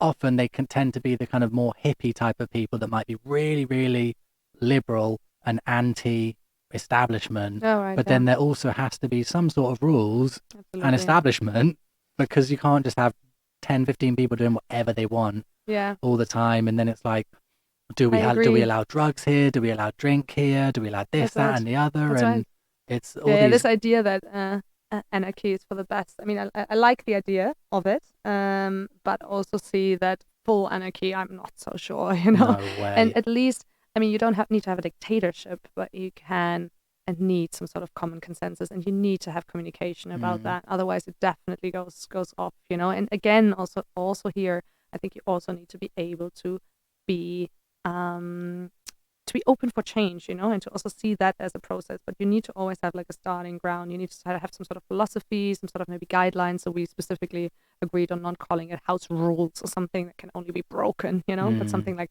guidelines, information about the finca, information on how we live here. So hoping that when you give people information, they can take it in, ask questions, and deal with that. And then obviously also for us to be open for any sort of feedback, implement that, and then see how we go. And yeah, and you need to strike that balance, I think, between having some sort of like common ground and saying this is who we are and this is how we want to live here and this is how we see this thing unfolding, but equally so also being able to adapt to that a little bit. And that's a constant balance. But I think for everyone, right? Like, who am I? What do I want to do? What is my private space? What is my ground rules for myself? And when am I able to like diverge from that and learn and change and adapt, you know? It's really quite like, I mean, our everyday lives, I'm assuming, but yeah, here it was really unfolding in this communal space. Yeah, because it's such a nice concept, but it's so complicated, and I think it needs very strong leadership. It needs very, very very well thought out and certain types of people to be able to do it. I went, so, sorry, I went to visit a community, I think it was last year, up about an hour and a half way up the mountain somewhere. And, anyone can go and stay there. And you could just bring a tent and put your Right. tent there or whatever. We went there because we knew some people that were going to go there. And one of them was like DJing for this like event that they were running. But the idea is, you go there with your tent and you help out and you do this, that, and the other. But you can live there and stay for as long as you want. As long as you help out, you'll be fed. And everyone was everyone was pleasant. Everyone was pleasant, and there were people. I would say most people were in their 30s or 40s. But then there was one guy who'd got there, and he was from Syria. And he was 26, I think he was, and he'd actually walked from Syria to Germany. It took him 2 years to get there, and he'd been in the Syrian army, like the rebel army, and he'd been shot like 6 times, and he had like bullets lodged in his arm, and he'd lost the use of one of his hands. But he was obviously, like, before he told me all this, he was one of those people. I looked at him, and it's kind of vacant. Like behind the eyes are all glazed and vacant, and you can tell that person has seen horrible things. And then he started telling me all the stuff that happened, and he was obviously very destabilized, and he was into drugs. So that the owner of this community, she was like in her probably 70s and was still smoking a lot of weed, so she allowed that. But then this guy is like taking other drugs and acid and weed and everything else, and I think that he sort of disrupted the whole kind of balance that they'd got going on, because he was obviously too destabilized. And if you have really vulnerable people like that turn up, do you throw them away and say, I'm sorry, you're not ready, you can't come That's here? right. That's right. And she let him in because her idea was that Inclusivity, full to let inclusivity for Yeah. everyone. But then it has a knock-on effect in everybody else's life, and It it's has a like, super challenging question. Hey. and it's like, is this the right thing? And it's like, Mm. also, is it really a good idea to be taking on board somebody who probably needs psychiatric help Yeah. when you don't have someone like that that's there? And then I Yeah. just start thinking like, whoa, this whole, if I want to try and run one of these communities in the future, man, I need 20 years. Do you know what I mean? I need 20 It's years also to interesting that you get this, said it like, needs sort of clear leadership, which has been so my experience as well. I obviously have taken on a little bit the role of leadership within our little group, let's say, or when there was times when we were a group. And it's extremely uncomfortable, I think, to like take on that role. But on the other hand, you realize it kind of needs it. Obviously, also for anyone who is in a place longer, it kind of just makes sense. They know their way around. They know a little more. So there's, talking about hierarchies from the beginning, it will naturally come a little bit like that. And you also need someone to have like an overview, on what is necessary, what is needed, what is the next. This idea of like just come and help out. Yeah, okay, but what am I helping with, and what tools, and what do I need? What's my knowledge? So there's so much that needs to be communicated. It's insane. So I've kind of naturally taken on that role. I've not always enjoyed it. I do think I have some qualities where that can work quite nicely, but it's also not very. It's not a very how do you say that? It's not always met with a lot of gratefulness, that kind of job, No. being the one saying like, hey, today we really need to start then, or we should really do this, or, Anyway, so that's a little bit about leadership. And the other question of full inclusivity, we also had this idea. We were saying, we obviously want to be fully inclusive, especially also for people with any sort of like mental health, bodily abilities or disabilities, and equally so like gender expression and interests, just full exclusivity, except, and this is where we made our exception, except for fascists. It's really like, that is an absolute no-go. And we're going to go into dialogue with anyone else, but that's just a no. So God, I do so think I'm saying discriminatory this of you. exactly. No, I'm saying this because you do need to have some sort of framework. I think full inclusivity is also a little bit of a myth. It's a wonderful intention. I think this is what is important. It's a great intention to have, and to keep saying like, I want to be as open as possible, but you do need to also check back, okay, but what can I actually handle, and what am I able to handle today? And this could be about certain political ideas, but it could also be about some abilities or disabilities that people have, and that doesn't need to be about judgment, or it also doesn't need to be about exclusivity and saying you are not allowed here. That's not something that you need to say, but I think it is possible to say, at the moment here, as what we are and what we're standing for, we don't have space for you, unfortunately. This and is maybe not the you can best try place this or for that. you. Exactly I'm right. sorry. It's Yeah. the same as going for a job interview. It's like, yeah, it just doesn't sorry, fit. you And seem like a nice person, but not the right place and also for you. realizing that a no, I think this is something about communication. We've talked about this earlier, that a no doesn't have to be negative. A no can actually be really calming. To say to someone, no, not right now, or no, not for me, can be really clear and really, really good. And it can be absolutely communicated in a non-toxic way, you know? Yeah. And so we also had come across a couple of like tendencies and things where we were saying like, we have something like red flags, you know? So then when certain behavior pops up, it's a red flag for us. We communicate it. And if it happens again, then you just have to leave, you know? I don't know. An example is we have a very, very anxious dog, and not everyone gets along with dogs or can read them well, and that's okay. So we give everyone a chance to like get to know him a little bit. He's very small and doesn't do anything bad except for barking. But yeah, and so one thing, for instance, is you are absolutely not allowed to tease the dog, because dogs don't understand teasing. And if someone does this because, you know, he's quite reactive to that, yeah, you can do it once, but you cannot do it twice, and then that would be a no-go. And that's just something we have figured out for ourselves, you know? That's just a red flag for us, where we say this is not something that we want to tolerate, because for us, this dog is living with us and he's the weaker one, so please do not tease the dog, you know, like you wouldn't tease a child or so. So I do think that that's super important, to have some of these like ground guidelines, you know, on how you want to live together. Otherwise, if it's just completely free, it can work for a while, but I think you will always meet your challenging point as well. Yeah.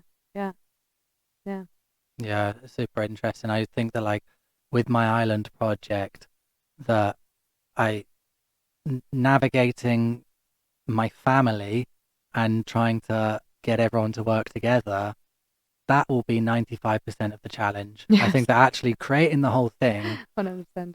was 5% of the difficulty, you know, like not saying it's going to be easy. I'm just saying my family do not see eye to eye on things, and trying to get them to see eye to eye.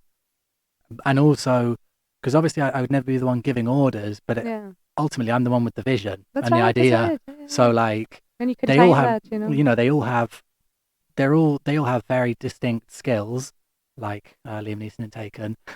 They all have very distinct skills, and they would be individually great people to do the jobs that they're gonna hopefully want to do.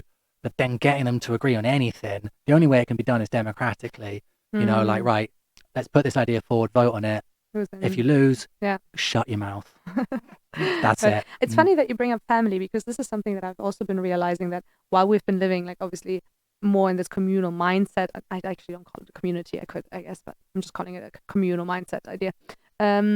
There was a lot of strangers and friends, right? So not family members, but we very quickly have come up with this term, think of family, because it always felt like becoming a family. As soon as people were there for a couple of days, it could kind of naturally develop there. And something that I've been realizing is, of course, it can be challenging to live with strangers, but we are forgetting it's challenging to live with our families. Mostly everyone has some sort of story within their families where people, you know, are difficult, or there's conflict or whatever. So also to not just think like, oh, within families, everything has to run just super smoothly. It doesn't. It's just not what naturally happens. Any sort of human beings coming together, there will be conflict. And the question is just, how do we want to meet it and face it, you know? And to not forget, while we have talked about so much about conflict, I'm really sorry, to also realize that there's also a lot of beauty that comes about coming together, 100%. you know, within a family, within strangers, by being inclusive, by equally also saying sometimes, hey, this is not for me, to realize like the vast capacity of abilities and knowledge that we do have when we chip in together and co-create together is also insane. So like the stuff I've learned in the past year by just people coming to us, sharing where they're from, sharing their cultures, their backgrounds, their knowledge, their art, that whatever it is they're doing, was incredible, really incredible. And equally so us, obviously, teaching what we know. Yeah, so I do want to say that as well, to not just always talk about all the conflict. I just want to move this chair because it's irritating. Yeah, do it. That's it. Oh, now it's double there.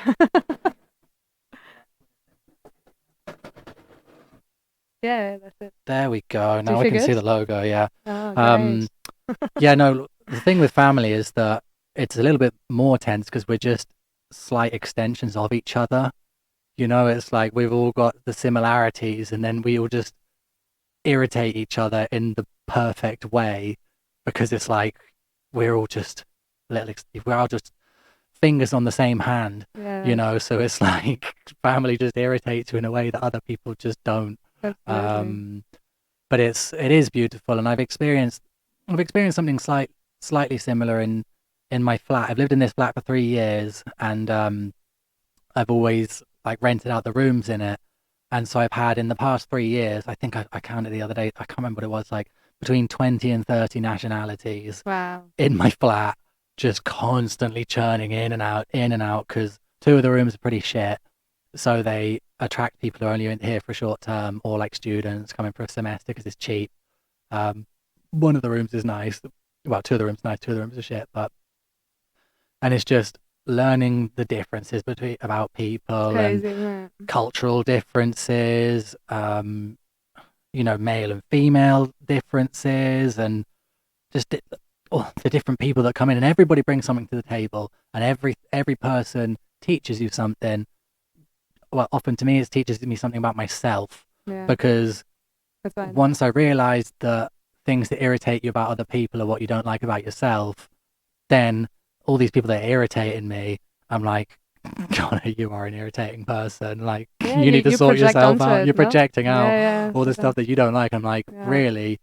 Most of these people are not doing things that are that irritating. Yeah. I'm the irritating one that's getting irritated Well, by I think it would stupid be things. beautiful if we would realize these moments of irritation and trigger to see, aha, there's something that I'm learning about myself, but equally so I can obviously share that with you, and then we can see again where we meet, because Mm, maybe it is something that could be taken on as feedback for the other person, because they might be boundary crossing, they might really truly be, but sometimes, equally yeah. so it could be also something where you realize, hey, I think I'm actually overreacting here. What is this? What do I see in this that, I cannot be cool with it, and But and to always like meet that fine line. but there were certain moments as well where, with certain people, where I had to play that kind of like authority role, which I don't want to be doing, and Mm, being like, they're doing disrespectful things or yeah, bringing people back when I'm asking them not to, and just stupid things like that. And like during COVID, and like where there's restrictions, and I'm like, I don't want to get in trouble because of you, like, don't do yeah. these things. And then it's like putting in this authority role and just creates this barrier between you and these like That's true, people yeah. in there. And it's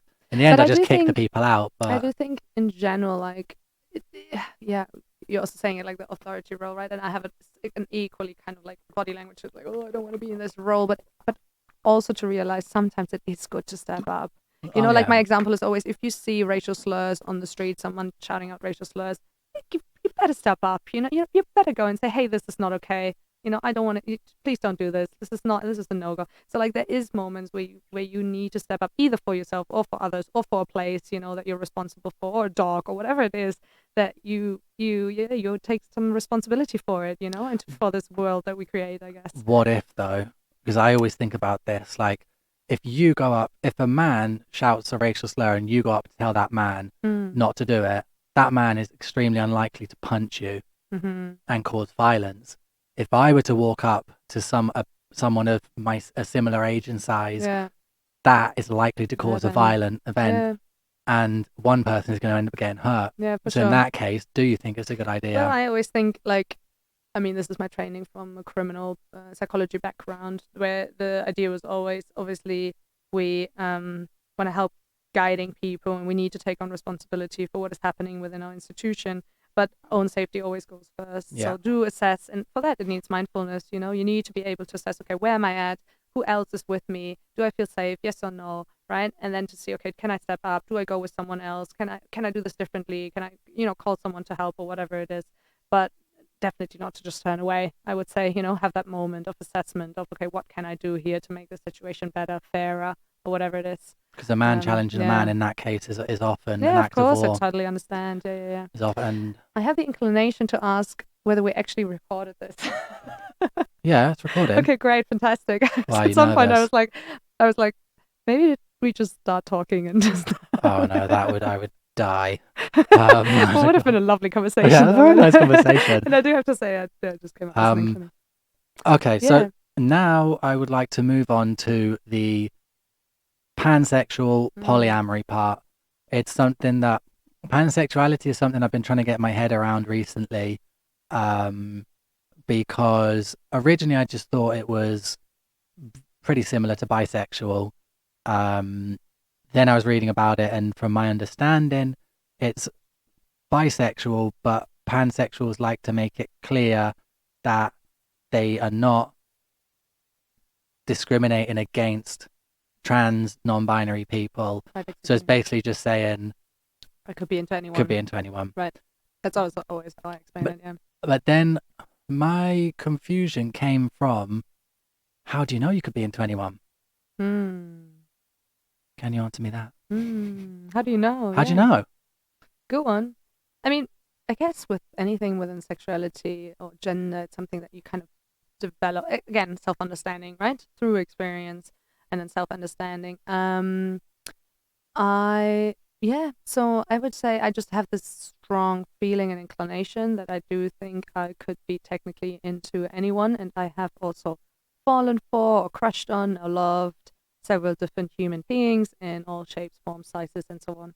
So for me, it just became this very like natural feeling of, oh, I think I am more attracted to the human being that is in front of me, and not necessarily only their gender or their gender expression. So I'm, for instance, not only into men, you know, cis men, for instance.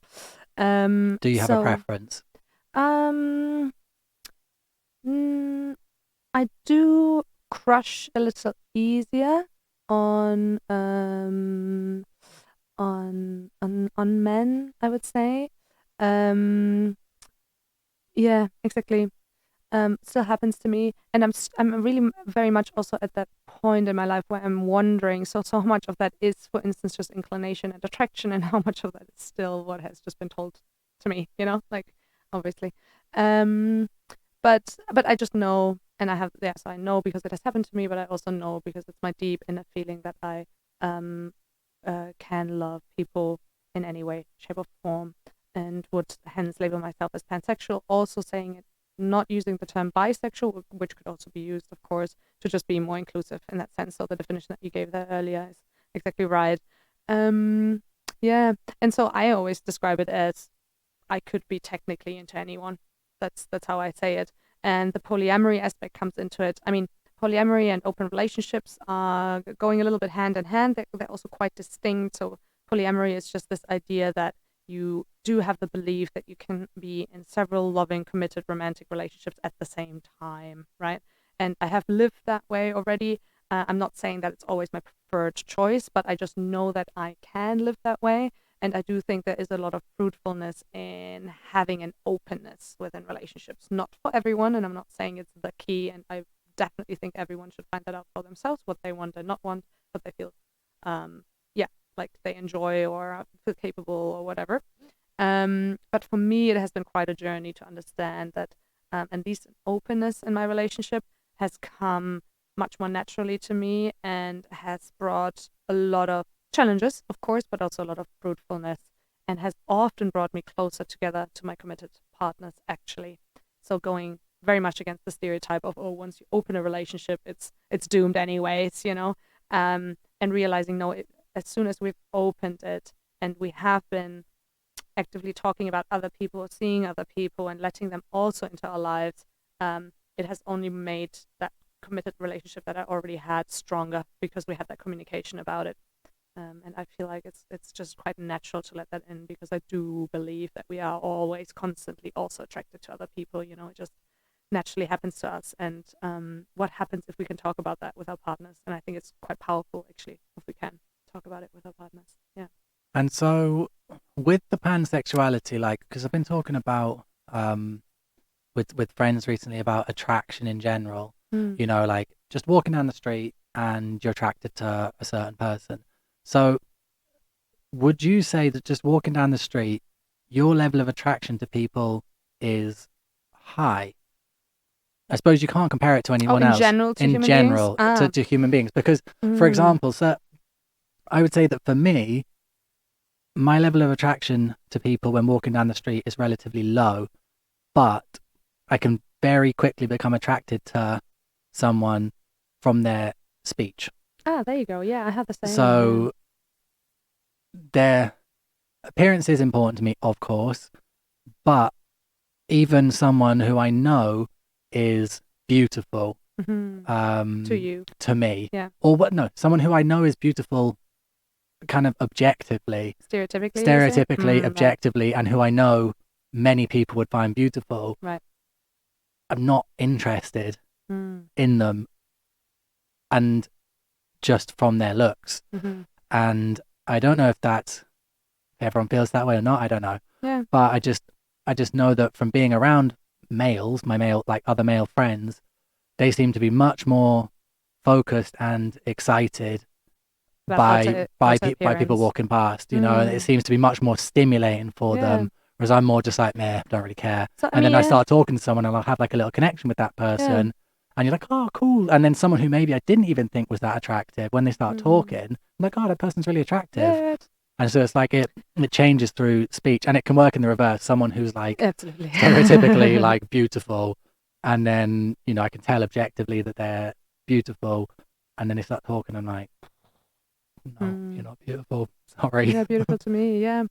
Well, I don't know. I mean, I would always say that I do have the feeling that I can be attracted to many different things about humans in general. So I would say, of course, I do have also attraction towards certain outer physical appearances. And again, I think we all do, and we fall on that spectrum, you know, on being very much highly only attracted to outer appearance, or just a little less. But I have that. But I equally also have, I think, intelligence, or some sort of like, maybe speech or communication. When people can do that really well, I'm like, oh, that's amazing. I equally have that with humor. So when a person is funny to me and in a certain way, and it meets me on a day that I'm open to that, I can be very much attracted by that. I also made the experience that I'm very attracted to people that can surprise me. So, wow, just fell for you there.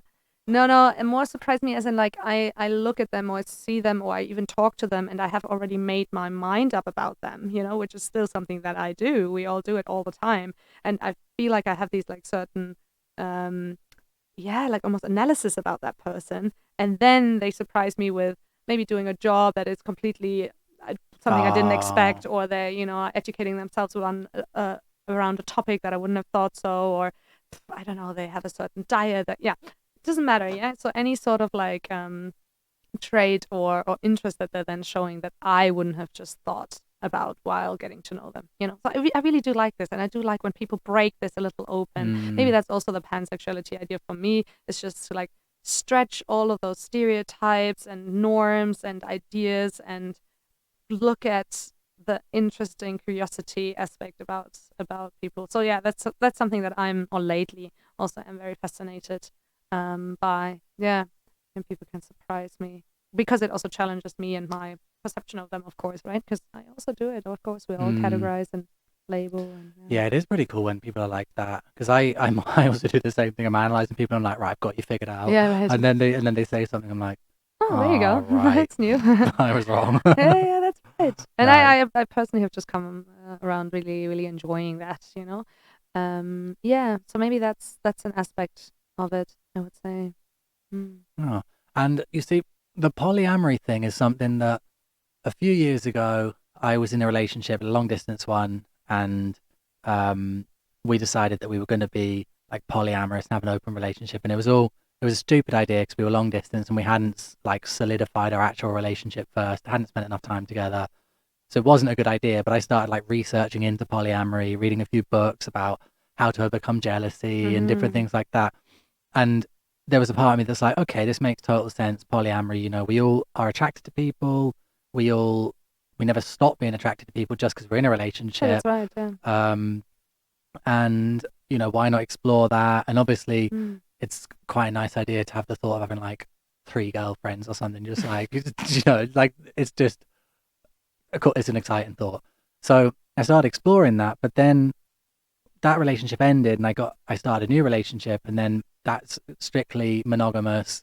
And then my thinking sort of changed back, and I was like, the amount of effort that it would be for me to try and manage various different relationships, the amount of effort it takes me to manage one, to keep one person happy, and, you know, build a life with one person, then to start mixing in other people, Yeah. it wouldn't be possible with this anyway. Like we agreed it's never Yeah. going to happen. But I just thought It's it a lot of effort, you're it was a saying. lot. It's a Yeah, huge for amount. sure. It's a huge amount For of sure. effort. Yeah. And I think that I always think that in my case it would detract from the what I don't know. It's like for me it The would almost be focus, like they the would detract from the focus, focus, yeah. which is like that joint mission, that joint goal that I'm going to devote, because you have to devote a lot of time to that person, Yeah, of absolutely. course. Yeah. And the more time you devote, probably the stronger you'll grow. Yeah. But we're busy. We've got stuff to do. And Yeah. it's like you Absolutely. devote time. And for me, it was also when that can of worms was open, the polyamory thing, then it was like, I was like, the world's my oyster. And I'm just like scanning around like, well, I could sleep with you. I could sleep with you. Like, and it was like, It's just about the sleeping with someone, is it also?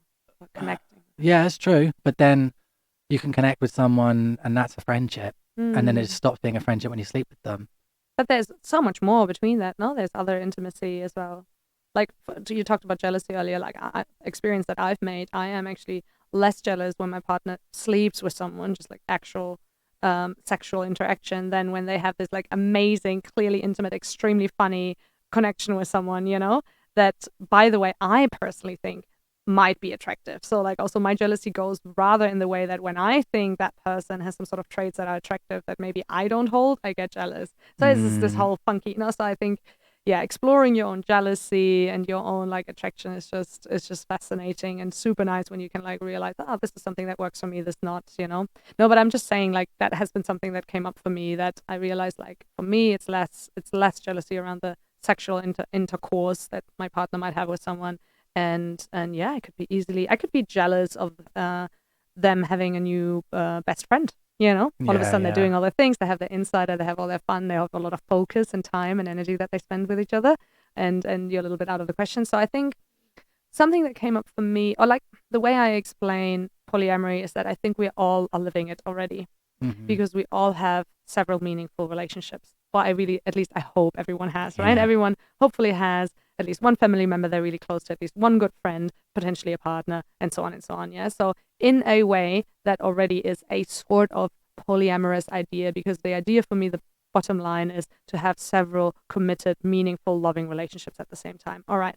And then we're just adding the sexual level to it. Okay, so with whom do I want to actually have sexual intercourse, right?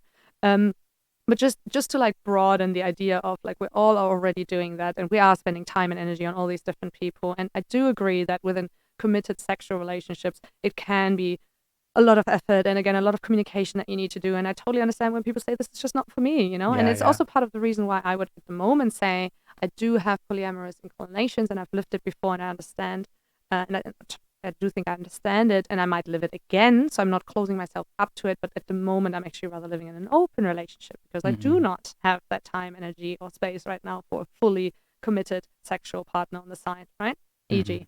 But still, that doesn't mean that I'm saying that's out of the question. And so that's something that I would find so lovely or beautiful, that we just allow these different types of relationship ideas to coexist, and I would never say to someone who says I want to be monogamous, I would never say you're having it wrong.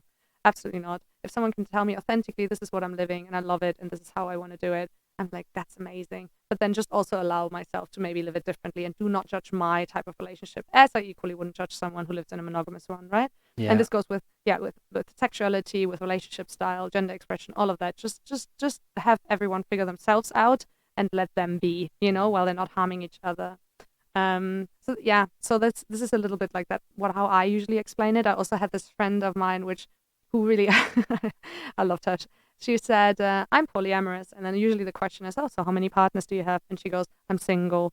And I was like, wait, what? And she's like, yeah, I am polyamorous because I can feel that I can live that, but currently I'm just not seeing anyone. And I love that. This is the perfect explanation for me for it. And I've always said, like, look, I do think I can align with this idea of polyamory, and it was very hard for me to figure that out as a young female. I have slept with lots of people. Obviously, I got the slut shaming and all of that.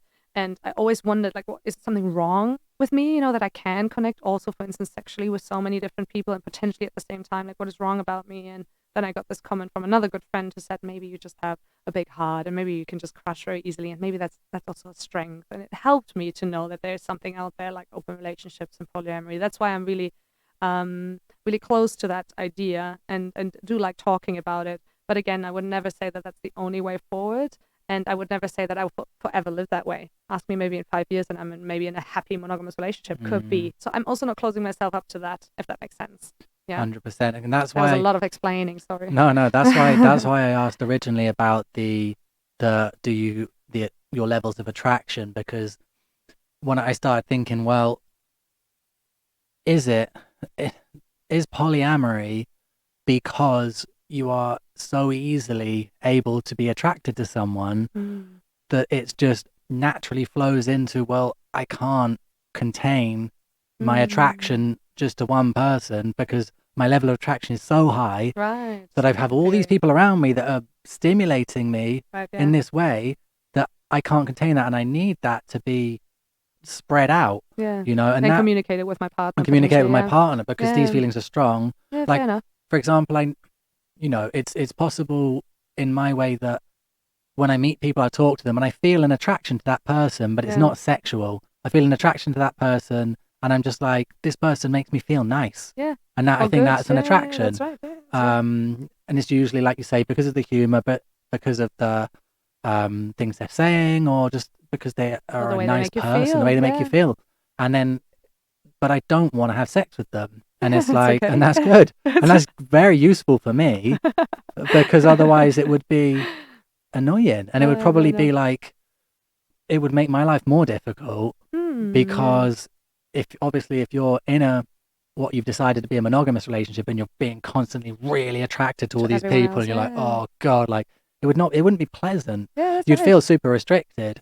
And in my case, I know that for me, my path to, I don't like to use the word happiness, but my path to fulfillment, contention, and satisfaction is through discipline.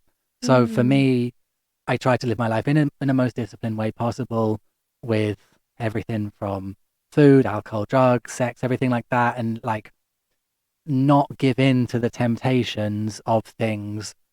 That for me, beautiful, is how I know that I need to stay. And look, now you're making me so happy because now you're doing exactly what we're talking about. Like this idea of like, look, I know myself. I've went through this. And what is really good for me is discipline. And I love to hear that because for me, it's a little bit the opposite. Like I struggle with perfectionism and controlling and a little bit too much discipline in a way, you know, and like really controlling myself. And what has happened for me is to allow myself to connect and be more open and connect with others has given me so much joy and in a way happiness and fulfillment, and to be with the partner that I have a vision with and a future with, hopefully, and to have that commitment, but equally so allow myself to have all these other connections if wanted, and to have the communication style in place that we can talk about this has been just so nice for me. And that's what I mean, right? Like meet someone else that says, look, I figured out I would like to do it this way, and someone else saying, and I want to do it this way, and to coexist is like, makes me very happy. So I'm so happy that you can say that, you know, and that we can also both see each other's relationship style as beautiful then, you know. And what matters for me is just that someone can authentically say, I'm happy within my relationships, and may these be sexual or not. Sometimes I also really don't care, you know. I'm just happy with who I am and with the relationships I hold, and that's amazing, you know. Because I think good job. I think that I always, you know, I always try to find love through sex, and I think it's, you know, so people do that in their 20s and they try and sleep with as many, or you know, whatever age, but they try and sleep with as many people as possible and try and find that something that's missing through the sex. And then when you get into a loving relationship and someone's giving you all that love, the rest of that stops being important. Absolutely, to me anyway. And it's like, then I don't feel the need. Let's not confuse love and sex. I think that's so important. Yeah. But I think that you know, like trying to find love through sex is not a great idea, because like sex with strangers, I mean, like not in my case anyway, you know, like Tinder, just like, like non-stop, like, every time I went to a new place, like trying to find people or whatever. It's also an addiction. It's a total 100% addiction. I think that's the part that's the discipline part, that coming clean, you know, for me, I couldn't let myself slip back into that because it is so, the rush from that is so strong that it's like, it just lures you back in. And So for me, I would think it would give me nothing. yeah, for sure. Like I definitely struggled. So never had an official diagnosis around this, but then self-analyzing myself, we all do. I definitely Self-diagnosis from exactly. a psychologist, though. Is that an official No, diagnosis? no, it's not. It's not.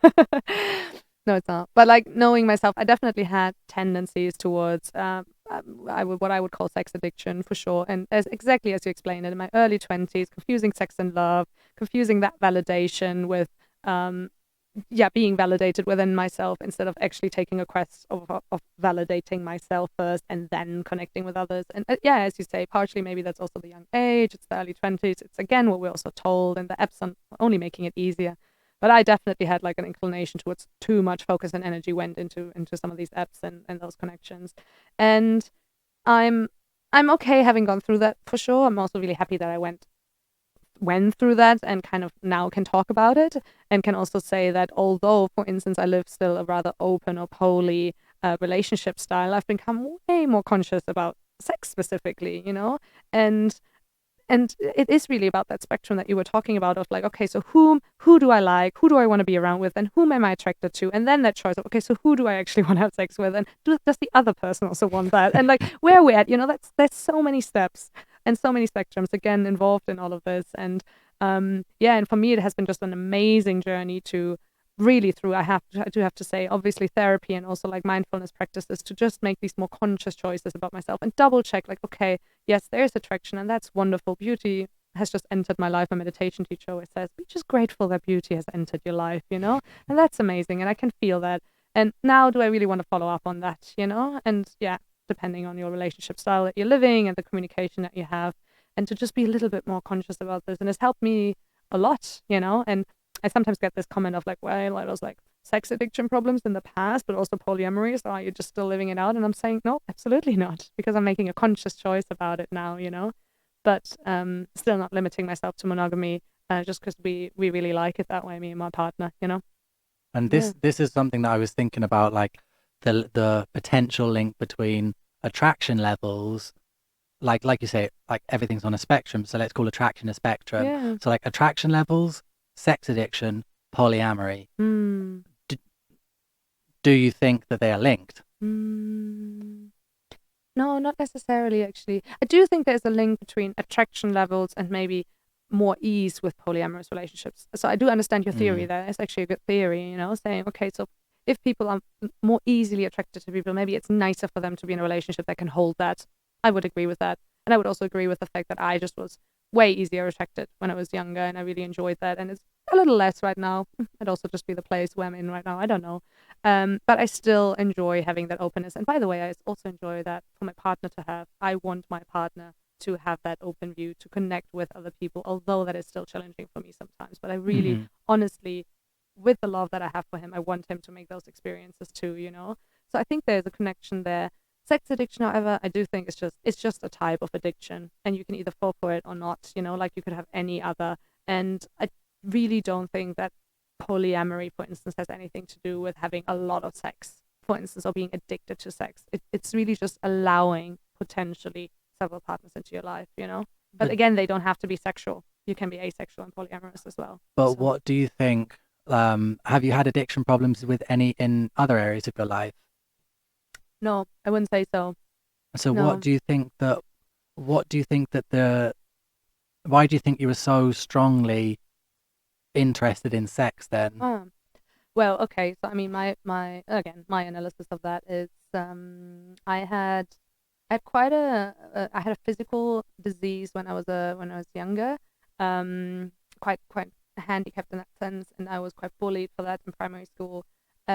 I am still trying to work through that also with my therapist right now, who thinks that this is really important to work through, and I always thought, but I'm done with that topic. But here we are, going through it again. No, but I am aware that I had this really prime time in primary school where I was bullied quite a bit for my physical appearance. So that meant that I really struggled with accepting myself physically. And then growing into teenagehood, when it's all about crushing and loving and being attracted to others, I had very, very very low self-esteem regarding that theme, and it took a long while to pick that up. And then obviously when you're then fed with attraction from the outside, and that validation. It does feel nice, it's just like, ooh, there's like my wound healing. And then in my early 20s, I had just confused validation from strangers with healing that wound that came through physical disability and bullying when I was younger, and then I was craving it too much. And that's how I can tell that I think there was some sort of addictive tendency, because I was overly craving it. I spent too much time and energy getting that. I was disregarding other people's feelings. So, for instance, at that time, disregarding what my partner wanted at that time. And so I was hurting really them, me, myself, others. So it was just unhealthy, just toxic, and then I had to just also realize, like, this is not what is bringing me fulfillment, because this is the idea, right? Like, if I would just drink more, if I would just sleep with more people, is that gonna hit your happiness button? It's not. And that moment, I think, has to come at some point, realizing this is only making me more miserable. So I want to A, step away from it, and B, if I do want to start involving in that behavior again, I want to do it more consciously and happily, through like amazing teachers, great friends, amazing partners, therapists, all that. I was able to like see that pattern, and now I can talk about it and can say, hey, I kind of want to disentangle that a bit more. In my case, that doesn't mean that I refrain from sex completely, but I like want to be more conscious about it. Yeah, if that makes sense. Makes total sense. Yeah, like I know that in my case, it is searching for that validation. If you don't feel nice about yourself, and then someone sleeps with you, that's great validation. Yeah. And then it's like, I think it can be. It depends also on that person and the sex you have, right? Like, because not just sex, right? Like, having sex can also be, again, on such a spectrum. It can be loving, it can be cute, it can be forceful. Like, there's a lot there. So just sleeping with someone is also not one-on-one validation check. This is something that I'd also realized. Like, I'd been sleeping with lots of people, and some were really beautiful experiences, but others, in hindsight, I was like, that was not healthy for me, like, that was not good. So yeah, so I just wanted to stop you there, saying like, oh yeah, sex it immediately means validation. It really doesn't. It can be very healing, and it can be loving and great and wonderful, doing it with fantastic, with a partner or a stranger. It could be amazing, but it can also be really disruptive. It's the most intimate you can let someone into your space. So of course, I would always say, now, of course, I want to be conscious about that choice. Yeah, very interesting. So I think that we'll wrap it up here. We've been 2 hours now. I think we've covered meaty topics, and I think we've gone into some nice depth. So I always end this with words of wisdom. What are your words of wisdom, Sophia? After everything we talked about today. Doesn't have to be about everything today, just in general. If you were sending out some words of wisdom to someone listening, what would they be? Just for the next couple of days, try to wake up in the morning, feel your heart, and tell yourself, you're amazing. I got you. I love you. Try to do that. Try to do that for a little while. And if you do it for longer, even better. You heard it here first. Do that, and then you will be as awesome as Sophia is. So I also have one little final thing where I will give you a little gift. All right.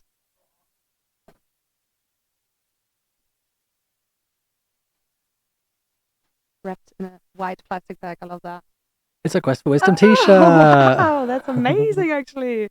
Oh, thank you so much. I only had medium and extra large, so I gave you a medium. Great, hopefully that will fit. And yeah, no, it's amazing. You can have the plastic bag if you'd like to carry it. Thank you. Thank you so much. I love chatting with you. Well, I love chatting this. It was a great chat. Time went so quickly. Some people waving. Hello. So we didn't speak about it today. Maybe we'll have you on again, but you are also a poet, spoken word poet. Where can people find you? Yes. Yeah, we just touched upon poetry very shortly. That's okay. Currently only through Instagram. I am also working on a website and more pages to find me on, but currently on Instagram, and it would be SO and the number 4 dot poesia. Yes. Poesia. Yes, exactly. And explain to people why it's SO4, because I love this. So I am German, and the number 4 in German is vier, And when I was a child, I actually spelled my name that way. So I wrote my name S-O and the number 4, Fear, Sophia. And just before I turned 5, I told my Mom, tomorrow I'll be called so 5, so 5. And she was like, why would you think that? And then I showed her how I spelled my name, S-O-4. And she's like, oh, honey, you got that wrong. No. But I love it. So I still sign my art like that. So it's S-O and the number 4, Point Poesia, Sophia Poesia. Perfect. Thank you so much. This has been amazing. Hopefully we'll have you on again in the future. Do you have anything exciting coming up in 2023? Ooh, I am going to complete my yoga teacher training, which I'm very excited about. And I am going to teach at the Autonoma University here. So I'm going to get back into teaching a mindfulness seminar together with a very good friend of mine, which I'm super excited about. And I think I'm also going to travel a little bit. I have been a lot out in one place and travel a little bit. Very exciting. So we'll catch up back in 2023 with some new exciting news and wisdom from Sophia. Give me a hug. Yes. Awkward hug. Let's go. Goodbye, everybody. Bye. Farewell. Thank you for listening to the Quest for Wisdom podcast with your host, Connor Monaghan. If you enjoyed the episode and would like to support the show, then please like it, subscribe, and leave a review on whichever platform you are using. This small act is a massive help and is hugely appreciated. You can find more information about all of our guests on thequestforwisdom.com and follow us at The Quest for Wisdom on Instagram, Facebook, and Twitter for exciting updates. We also have a Patreon account for anyone who would like to contribute towards the running of the show. Finally, I would like to thank the Comedy Clubhouse in Barcelona for allowing us to record here and for their ongoing support. If you are ever in Barcelona, make sure to check it out for daily shows of comedy and performance art in English. Farewell for now.